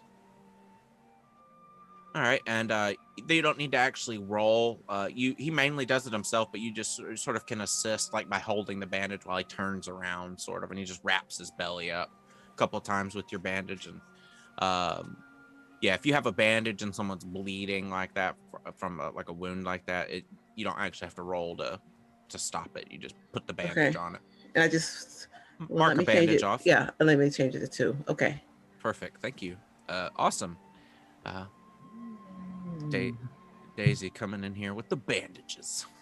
I like it. Saving the day. All right. She's not phased by this, by the way. She's just like, okay, injured person. Oh yeah, for sure. And he's like, do you mind if we go back inside so we can sit down and talk? It's just right through this door. Oh, absolutely. But right before we get to that, I think you owe my friend one.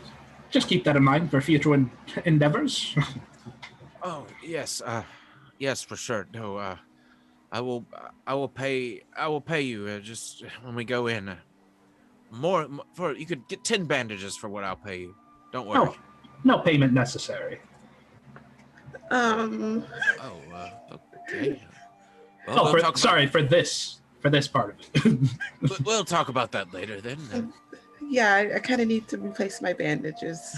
She's like, well, hold up now. What do you mean no payment necessary? She like jiggles. Anyway, I love that. All right, no, that was funny. Could Kata do something while this conversation is taking Of course. place? Yeah, anytime. Just interrupt me at any point if I'm just going on about moving things along. So I think with not knowing exactly how this was all going to go down with the guy, since what was his name? Percy? Percy Prattstone sent you on this mission to go and pay Kino Gorish and get the new sales from them. Kino Gorish is the owner of the town's biggest tailoring company. Percy mentioned you know that might be some animosity. So even though we just saved him, not in quite knowing how this is going to go down, she's just going to sneak in and like move behind Kino, and then when it becomes apparent that assuming the stealth works, when it becomes apparent that he's not going to immediately try to stab anybody or anything like that, or shoot crossbow bolts into faces, when you know the mention of no payment necessary comes in, Kata's just going to you know, step out and be like, I think maybe some form of recompense would be in order. Yes. So for that, would I roll? Just hit the stealth roll to sneak in? Yes, most definitely. And you have Silent Stalker, so you actually don't have to roll at all. I'm pretty sure that's what Silent Stalker says is. I auto succeed in rural areas. Yep, and that's where you are. And that's where we are. Okay. Yeah, so you don't even have to roll. You just say I sneak. Fantastic. So this this 6'1" without the horns, tall Gretel just stepping on, saying, I think some recompense would be in order. Oh, excellent. Sneak. All right, so we'll say you know, he's wounded and stuff. He might not even pay attention to the fact that the Grendel is off somewhere when the rest of them meet him in his office, which is just on the other side of the door he's motioning to. Hold on 1 second. Okay. And yeah, I don't have to type it. I can just say it. All right, yeah, Nikki, I will put the since you're gonna take the stiletto, just put it in your trappings, like add a new section, put it in your trappings, and I will put the stats in it for you later. And I'll leave the shiv in there too, so that way in case you drop the stiletto, you still have the shiv and stuff. Okay. Yeah, she's just going to kind of pick it up when nobody's looking. She has a pretty good whatever score. Yeah, agility. Yeah, so I think she can easily grab it. Yeah, she's pretty good. Yeah, no, for sure. You don't even have to steal it. It was the bandits. He threw it down and retreated, so it's fair game. So yeah, you got yourself a nice stiletto, which causes bleed damage and stuff. It's actually way better than the shiv. It's pretty cool. Yeah, nothing else she has causes damage right now, I think. Yeah, exactly. So yeah, you grab you a nicely crafted dagger. It's not like a specially made Duchovny gang dagger or anything. They're just forced to get tattoos. Well, this is her happy dagger. And in some talks Nathan and I had earlier, it did mention something about a uniform. So maybe some of the higher ranking members you might find have a uniform or something later. But it's just really cute boots. Cute boots. They wear anything else with it. Doesn't matter. It doesn't have to match. But the boots. Yeah. I love that. Okay. Perfect. The company is a strange person. Likes birds and boots. Hey, you know what?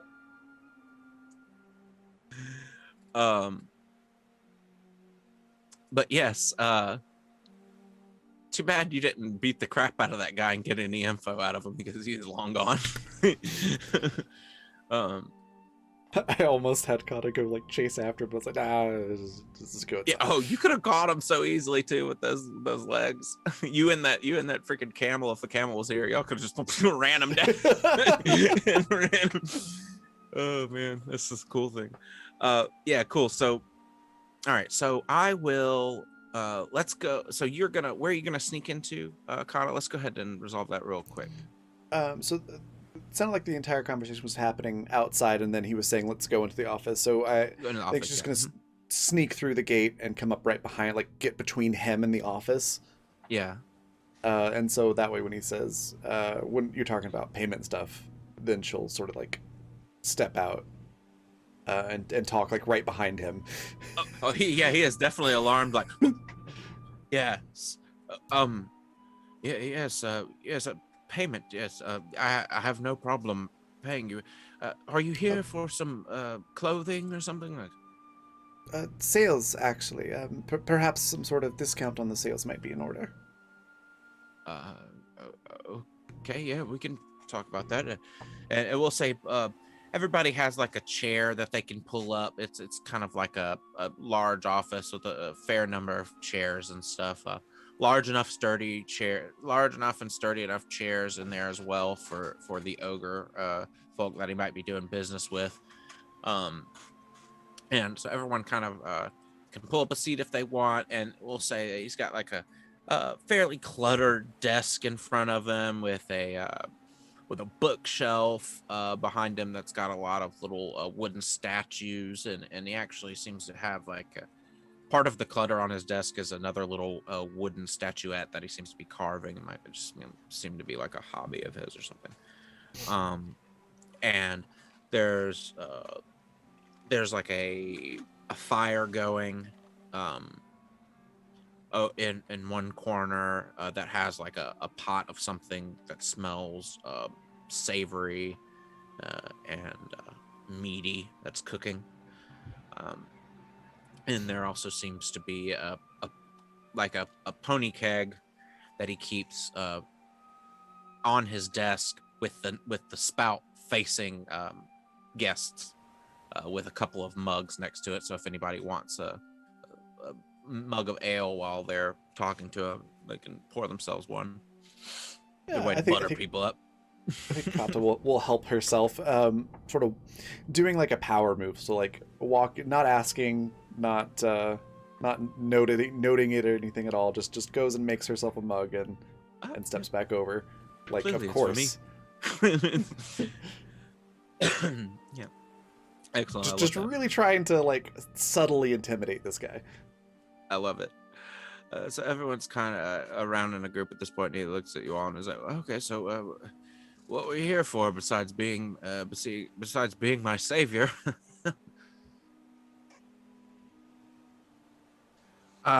Fleetfoot leans in, and I guess it's done with.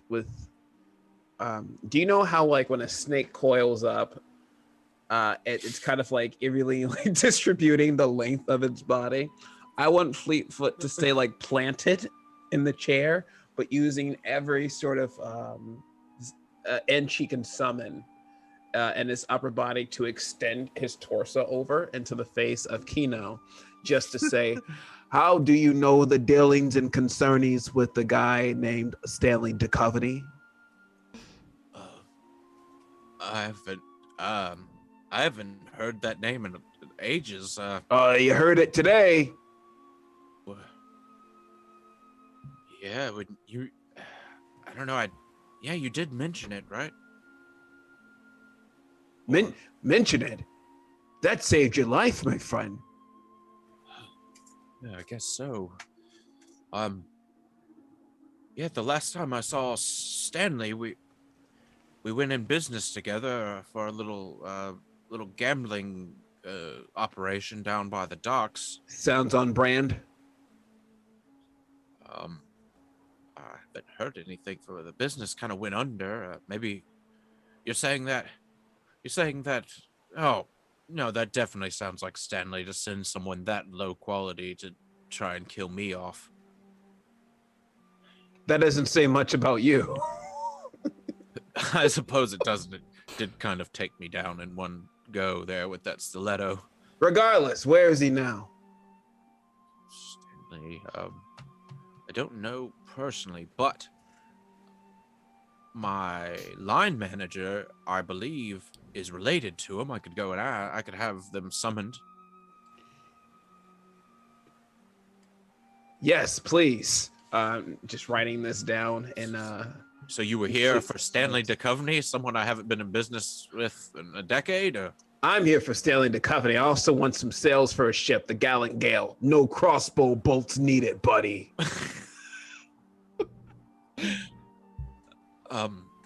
He actually looks over, and there's like a big arbalest crossbow like leaned up against the wall, like behind him, and then he looks back to you and he's like, No. and he's confused. I've never met you in my life. How do you know I'm an avid crossbowman?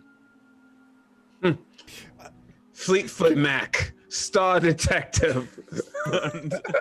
Of what? The stars. That's. Kato was like going to say something, and then just smirks at what Fleetfoot says and just leans back in her chair. She's like, "No, you got this." Okay. Well, the rest of you are just here for Stanley as well. No business dealings needed. This is my ride, and he just kind of gestures back at everyone else. Wait, hold on. Sorry, you mentioned the Gallant Gale. I heard that. I just only registered it. And he kind of lets back a sigh and then sort of leans back and is like, should have stuck me 2 or 3 more times. Well, I guess I'm glad he didn't come here himself. You're talking about Percy, aren't you? Yes, Percy. Anyway, let's make this quick. We'll get back to that in a second. 150, which is the amount of gold that you were given in a bag to bring. I believe there was the matter of discount that we discussed earlier. This is already discounted. I already agreed to a discount because someone I thought was fond of me, that I was quite fond of, needed this as a favor. All right, and since you sir, saved him, you owe go me ahead, for sorry. supplies. Like just reminding him that. A bandage is not hardly worth these masterfully crafted sails, but I do get your point. I would have thought that your life was worth more than a few gold coins, but it is. You think so poorly of yourself. No, I understand. All right, so actually, what I would like to do is, this is very much kind of on the spur of the moment a little bit, but I would like to use the social intrigue rules. So if you want to go to the map. Oh, interesting. We don't have tokens, but we could sort of mark things down, I suppose. Come on. Stop hopping around, roll 20. There we go. Now we can see it. All right, we'll go ahead and get rid of that initiative since somebody went first and made us not have to fight. Boring. It was beautiful. No, 100%. If you can make people not have to fight, if you can make your group not have to fight in a Zweihander game, you're doing exactly what you need. Okay, so you're all burgers, and this guy's a burger. So we'll say the PC is the same social class, so that's a +10. Just need some fries now, and we'll have it going on. Except for Daisy. Oh yeah, except for you, but the general group of you are middle class. So we will just average it out. So the reputation based on past actions, that's a definite -10, but you also saved him, so that cancels that out. So his hatred for the cheating, lying piece of garbage Percy Prancestone is made up for by the fact that you bandaged him up and chased away his would-be assassin. Alignments. Let me look real quick. So I'm gonna say, let's see. Give me one moment, okay? All right, so does anyone have the alignment? Oh, wait, here we go. I've got alignments over here.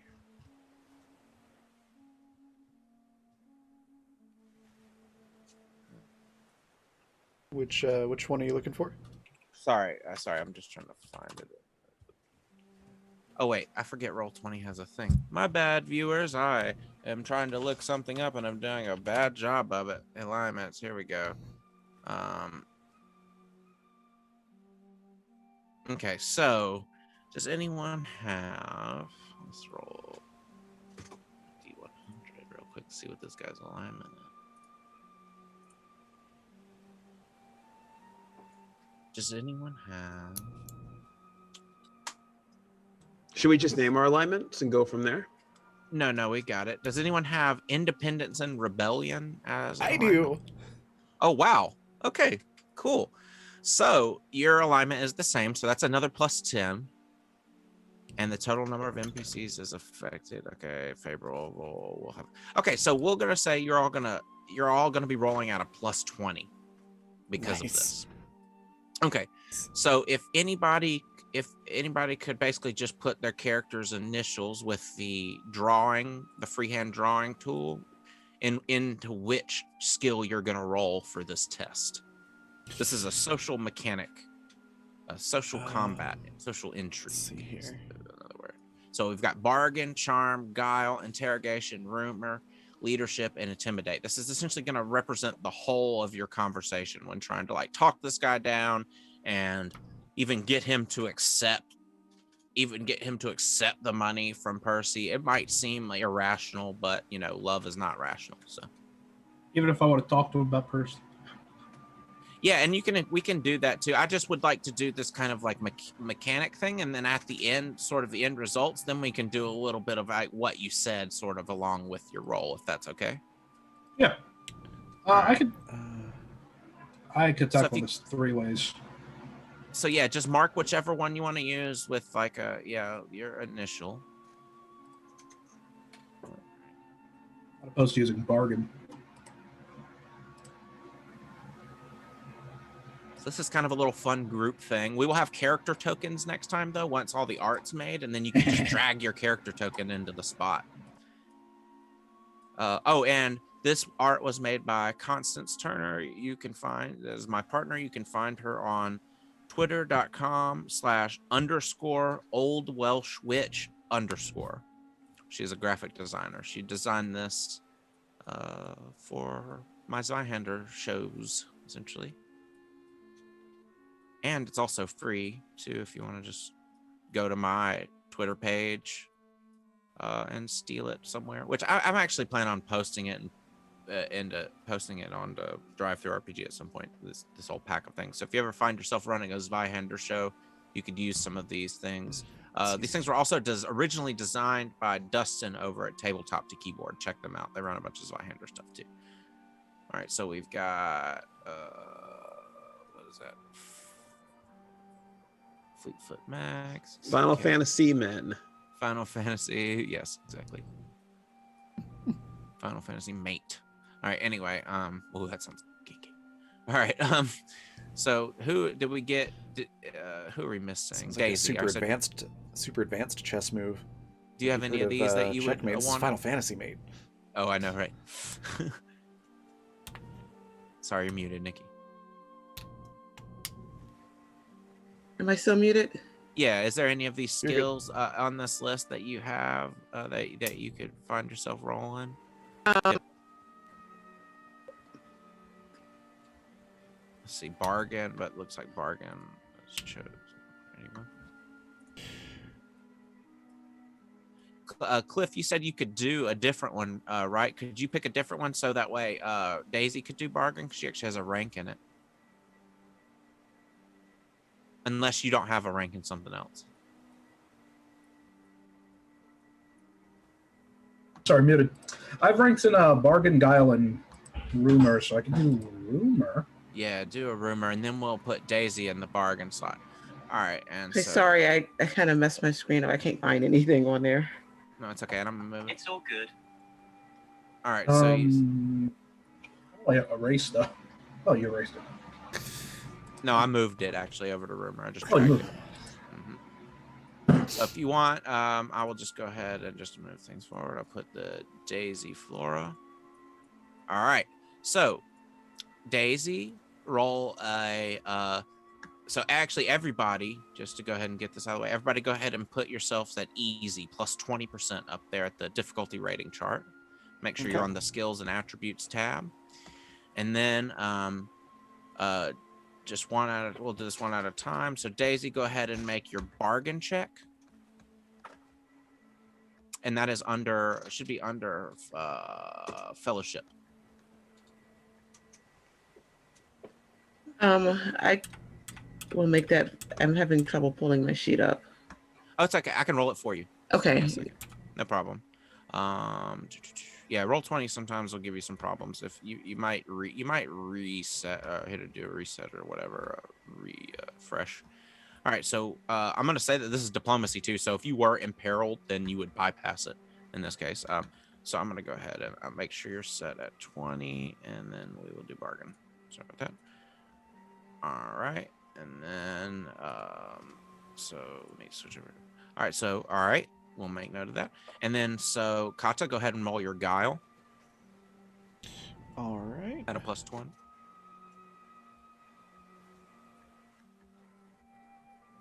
All right. And depending on how many of these you pass is how well you do and stuff. All right. Final Fantasy mate, go ahead and roll Fleetfoot Mac for those at home. And refreshing the tab did help me pull my sheet up, so thank you. Oh, no problem. Yeah, roll 20 gets gummed up sometimes, which I don't blame them. Their servers are overwhelmed. This isn't a Fantasy Grounds employee just talking smack. Anyway, so Cliff Crush Skill, go ahead and roll us a rumor, which is a Fleetfoot Mac album. Anyway, okay, everyone succeeded tremendously well. Okay, so all right, so everybody succeeded well. What sort of argument did your character make, Daisy? Just like a brief one or sentence or so description of what sort of argument you made when you were trying to bargain with him.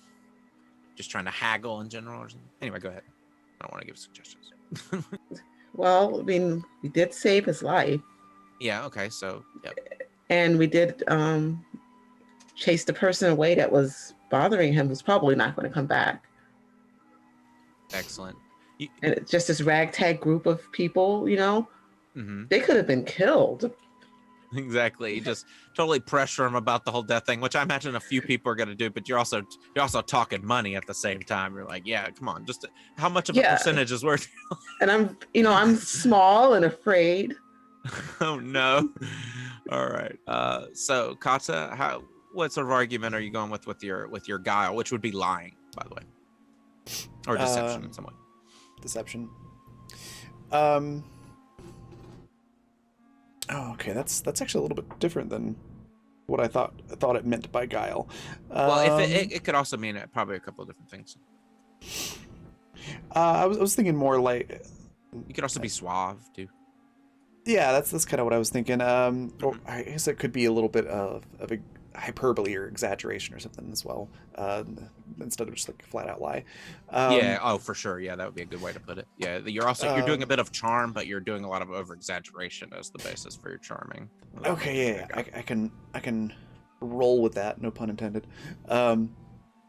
So I think Kata's just sort of doing the power move of sitting there with the mug of ale, not saying anything for a second, just long enough for him to be a little uncomfortable.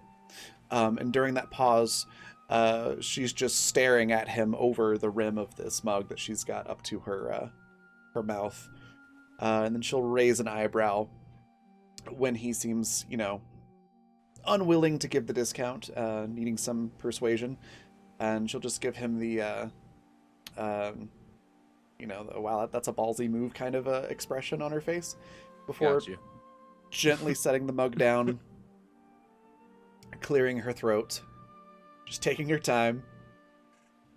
She'll look at him and go, so some customers of yours come in and at great risk to themselves chase off somebody who's trying to murder you. And in exchange, they ask for a small discount, and this is distasteful to you. I find this very surprising. I had heard that you were very reputable business, that you how did they put it? Well liked in the community, but apparently this reputation is not deserved. I mean, if you really wish to, upset a potential future customer, one who's, one that looks like me with my features and ability to show up at the unexpected times, I suppose that's your business. Definitely sees your point. And then for two of them way up on top of her head. And as far as rumor goes, what would you say? How would you frame your argument with rumor, Cliff?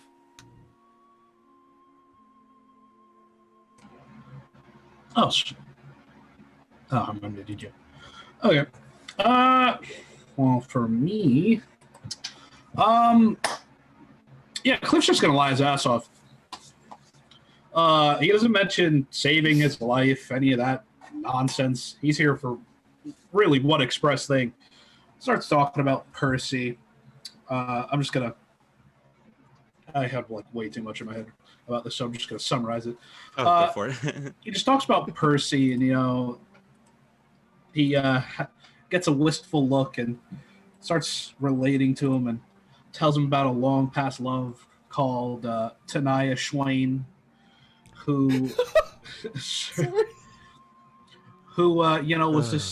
was this orc bard that once came to this town when he was a young man, 17, and it was a very torrid love affair, and they ended up hurting each other a lot, and she cheated and then he cheated, and it basically all sums up into just Percy last night while we were all getting drunk together couldn't stop talking about you, and I think there's a very special connection there, and that's if it's real, if the love is real, you can't let it go. And he sheds a tear, and then as soon as he turns around, it's just like, what am I doing in my life? A masterclass in acting here from Cliff Crushdale. Love it. Excellent. Okay, so yeah, you all persuade him very well, and we're short on time, so otherwise we'd have a full-on role-playing thing. But yeah, he definitely is grateful.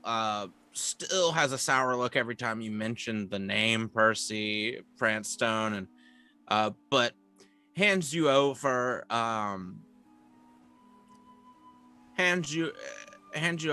the forms, and has marked it down to how many of you are there? There's 5. Yeah.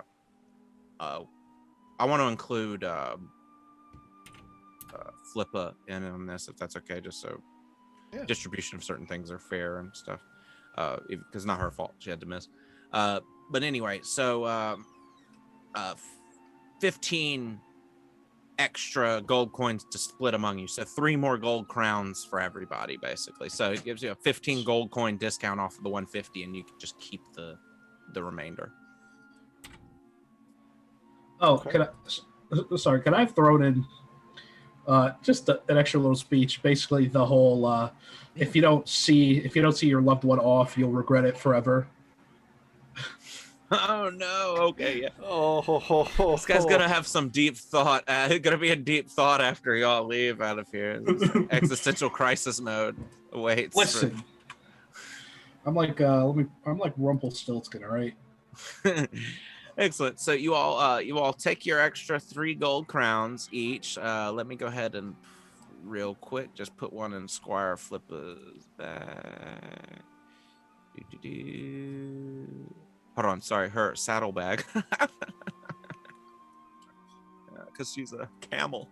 Daisy is feeling rich right now, just so you know. She's got 6 crowns right now. I closed the damn roll 20. Anyway, moving on without roll 20 for now. All right, so let's see. I've got some outcomes here. So Kino is saved, and Kino took the money, and you made a little extra. Percy is very grateful, and definitely says, he's gonna have your back along this journey, and try not to worry too much. We make the trip all the time.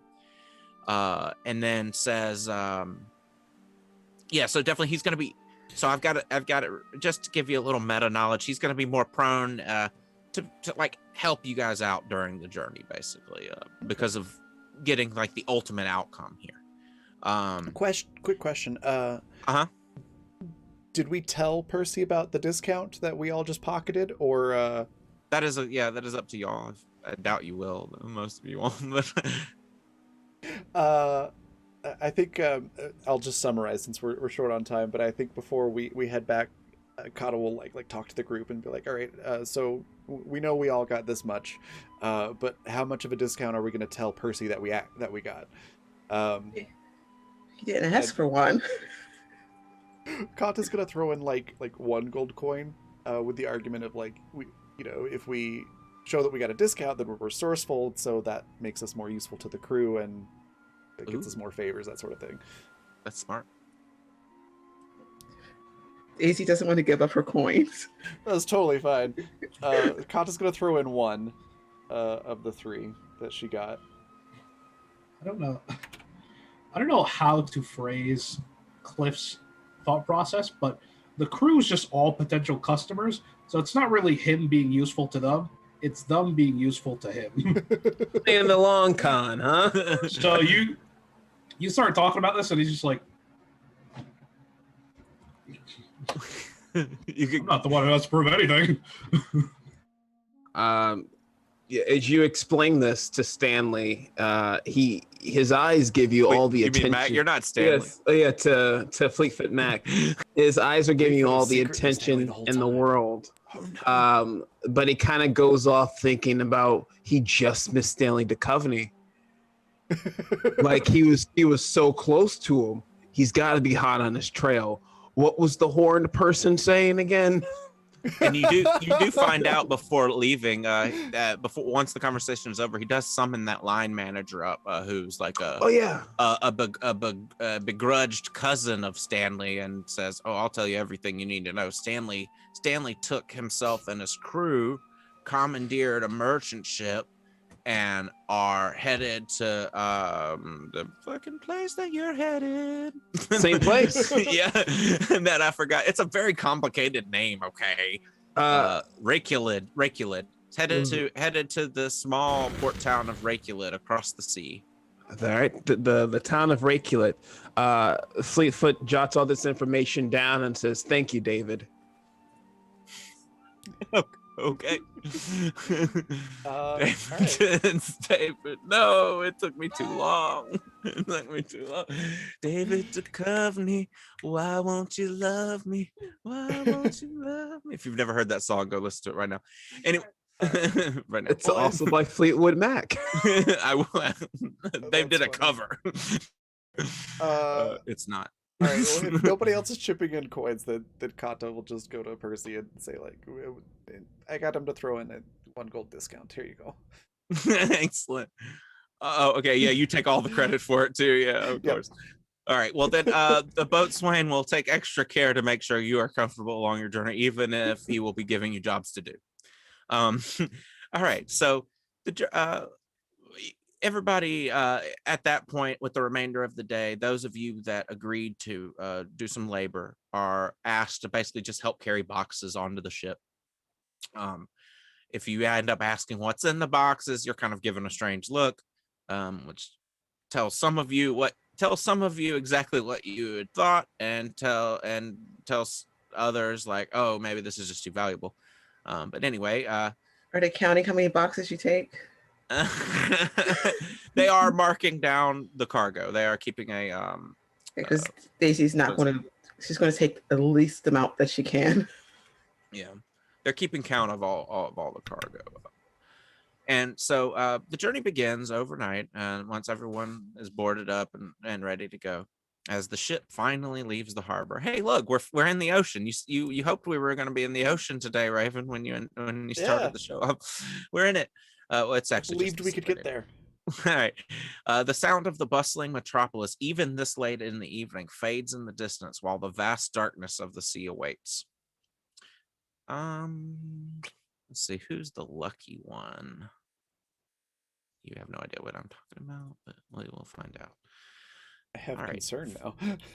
Fleetfoot, you're having trouble sleeping. This Duchovny case is just keeping you up. Nothing new to Fleetfoot Mac. Yeah.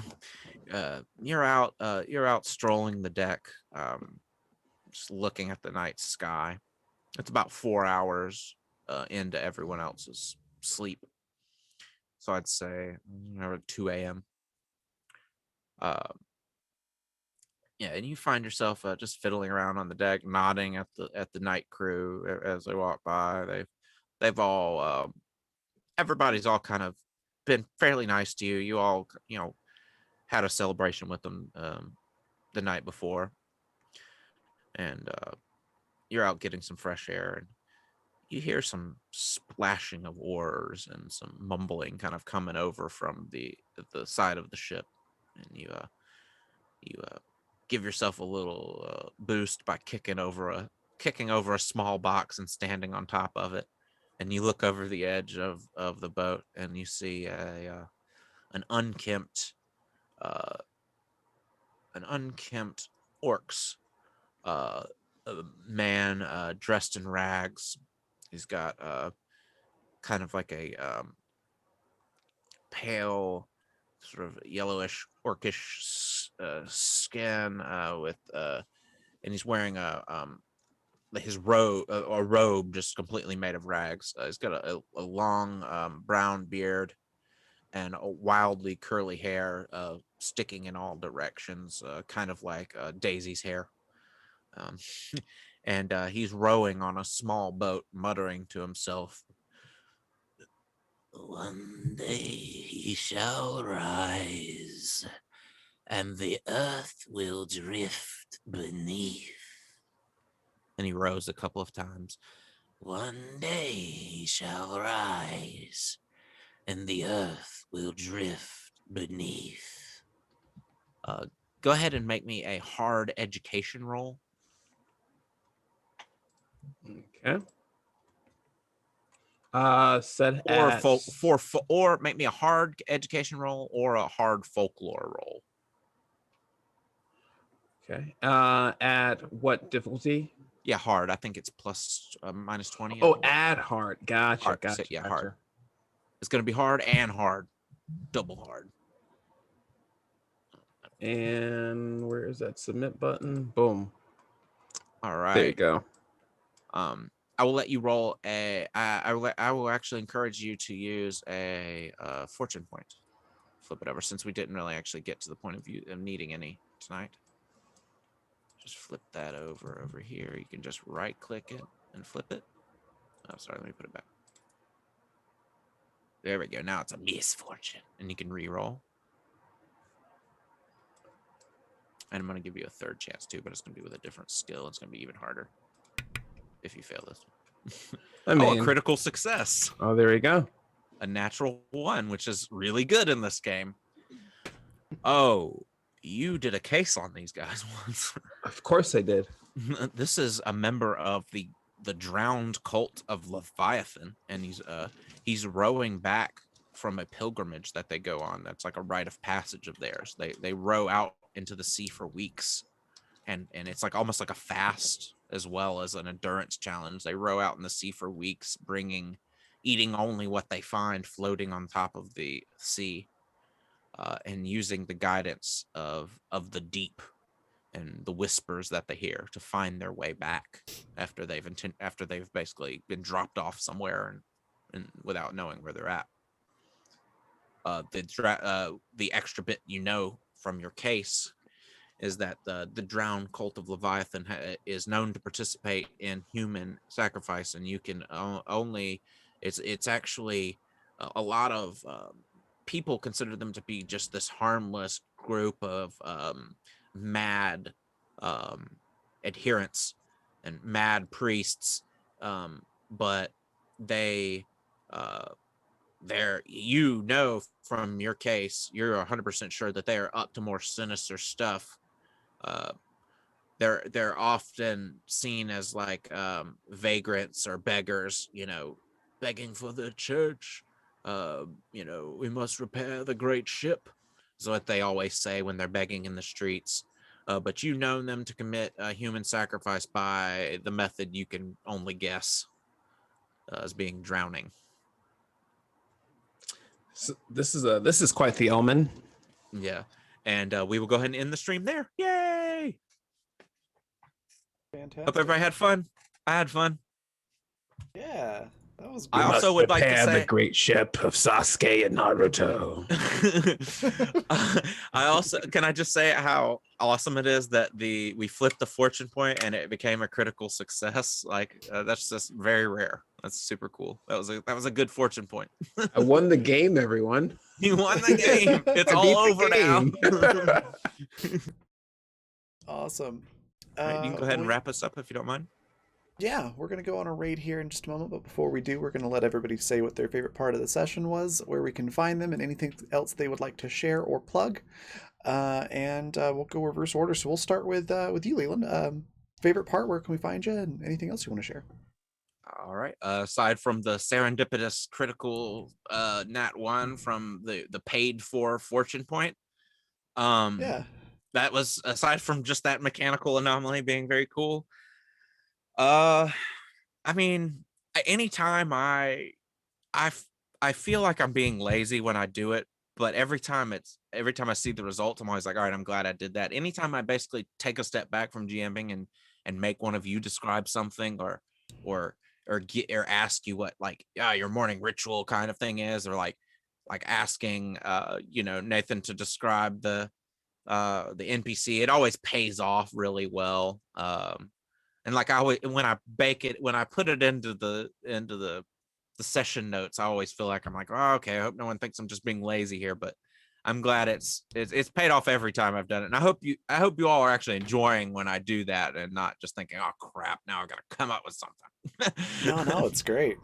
Because you all do a super good job, and if you do think, oh crap, I gotta come up with something, that's too damn bad, because you're doing a really good job when you do come up with it. And probably another favorite point would just having a combat session that I had stats pulled up for it, everything just getting resolved by multiple demoralizing strikes to the ego is just always a pleasure as a GM. Like, I love it. But yeah, awesome job. And just of note, I rolled like an 89 on that resolve test, so I failed it hard. 89 over 40. He was Oh. yeah, he was ready to go. All right, but yeah, go ahead, next person. Oh, and where you can find me Where next? can we find you? Oh yes, on Tuesday, I will be returning after not having played yet this season in the water game. I will be returning after a mini month hiatus to this game that's already going and having memes made out about it in our chat. But I'm very excited. Subnautica themed RPG on Tuesday, same time slot, 6 p.m. Mountain Time on this channel. Another awesome crew of role players. We're doing a cool alien planet survival game with lots of water and lots of alien planet survivals. Yeah, that's why it's called water. Also, I don't do anything else. I'm gonna try and bug my friend Patrick, who follow him at Attack Trick, spelled like it sounds. Anyway, I'm gonna try and bug him to run some stuff on Thursday soon, because I want to play Urban Shadows so freaking bad. I want to play like a ghost who's like always having existential crises as a ghost. Like, I don't know. It just sounds great. But anyway, hopefully we'll have that going soon, and hopefully this call out will make it happen sooner. All right. And just to let you know, both Lyle and Quackers are both doing fine in water, Excellent. by the way. I've been taking good care of them. Well, I know Quackers is doing well, because you would be kicked off your own stream if you killed Quackers, but Yeah, I was I'm a little pretty worried sure about everybody myself. would riot. Yeah. All right, we'll pass it on over to Nikki. What was your favorite part? Where can we find you online? Anything else you want to share? All that good stuff. I liked when Daisy was trying to get pity money and she dropped 2 coins. I know Critical it was fail. yeah, I know it's a critical fail, but it was still funny. Just like Yeah. she's trying her hardest to get people to give her money because that's how she survives, and she failed. I also liked how Fleetfoot managed to like stop the whole combat, which was great. Yeah, and my next game is on Sunday night at 8 on Action Fiction, a Vampire the Masquerade game called Drain the Rich. And then my schedule's on my Twitter because I have a lot of other games coming up next week. All right. Next, let's hop over to Nate. What was your favorite part? Where can we find you? And anything else you want to share? Hey, my favorite part was one, hearing about the long con of Cliff and getting ready to prey upon all of their marks in the group, as well as the camelback ride from Katya. Thank you for that. And also hearing more about the backstory of Daisy, whether if it's actually true or just sob story, to kind of to milk them sweet coffers. I am playing this. I will also be appearing on a Mega Dicing Grid on Wednesday mornings, and appearing on a couple of podcasts. But yeah, just always happy to be here.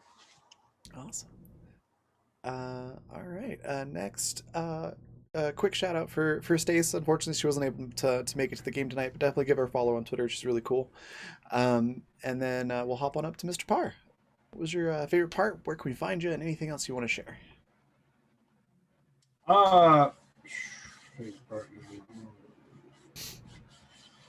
Enjoyed the whole thing. I feel like this episode kind of spotlighted more about our individual characters. Just their personality shining through. Especially like the social interaction sort of thing we did. Social intrigue rules, yeah, those are pretty cool. Yeah, I like them. Yeah. I want to try and find a ways to incorporate even more like a narrative role play type bits to it as well, so it's not just like a raw mechanical challenge. Yeah, that was a nice little thing that just kind of added to giving us all a little like moment that shines. So I think that's just my favorite part of it. As for where you can find me next, you can find me here again next week, Thursday, Friday, same time, same time slot. You can find me at Twitter right now at Mr. Par4E, but I have now privated my account because it will soon be returning to my personal account, and I will have a new Twitter soon. Okay. All right, and that just leaves me. My favorite part. It's hard to pick a favorite part. It was a lot of fun overall. I really did enjoy the imagery of Fleetfoot just piggyback riding on Kata and then just shouting down at this person trying to stab somebody else and just imagining what that must look like from their perspective. You just stab somebody and you turn around and see that. It's just that was a favorite part for sure. But I really enjoyed all the characters getting to kind of interact more together. And I definitely feel like we're all getting a good feel for our characters now. I'm really excited to see what else comes of the interactions as we go forward. Where you can find me next, I'll be producing Time Travelers tomorrow at noon, right back here. That's Mountain Time. And then I'll be GMing Animus Absentus at 6 p.m. Mountain Time tomorrow night. And that's it for this week. And then we'll be back next week on Tuesday for Water. Other stuff to share. Sponsors, which is right there in chat. Fundamental RPG and Intrepid. Pre-orders are available for Fundamental RPG 2nd edition until the end of the month. And then the prices will probably go up a little bit. and that's when the book will be out. You can also catch some sneak peeks on my Patreon for content supporter and above tiers. They're starting to get previews of some of the pages, and it looks really cool, as well as access to the playtest version, so people can go ahead and try it out. But Animus and Water both run on this second edition of Fundamental RPG this season. And then also Intrepid, which is adventuring gear for IRL or in real life. So it's outdoors, athletic, and casual wear, and some accessories, things like that, with a adventure tabletop theme. You can check all of those things out at coffee.com/raven/shop. And then the Patreon is patreon.com/theravenevermore. And then if you enjoyed the show tonight and you want to catch some past episodes to catch up, or catch some of our other shows here very, very shortly, you'll be able to catch us on the Fantasy Network. So I don't think anything's currently loaded up just yet, so I don't have a link to go directly to our stuff there. But very, very soon you'll be able to go there and check out previous episodes and everything, which is really cool. There's also a ton of other really cool shows on the network, so just go check it out in general. And I think that is everything else I needed to talk about. So we're going to go on a raid. Our raid cry is Grim and Perilous and Comedy, because we got to make it funny. And let me just go make sure that who I'm wanting to raid is still alive. And oh, my Twitch is freezing up on me. It wasn't me. Yes. Yep, she's still going. All right, so we're gonna go raid Stella Luna. Very cool person, cool. very cool streamer. Definitely give her a follow if you're not doing so already. And be sure to say hello with our raid cry there. And yeah, thank you everybody. Thank you, Michael, for the bits, and everybody for watching, hosting. Thank you so much to the players and to Leland for GMing. It's so much appreciated. You're all wonderful. And I will see you all tomorrow. Bye, everybody. Goodbye.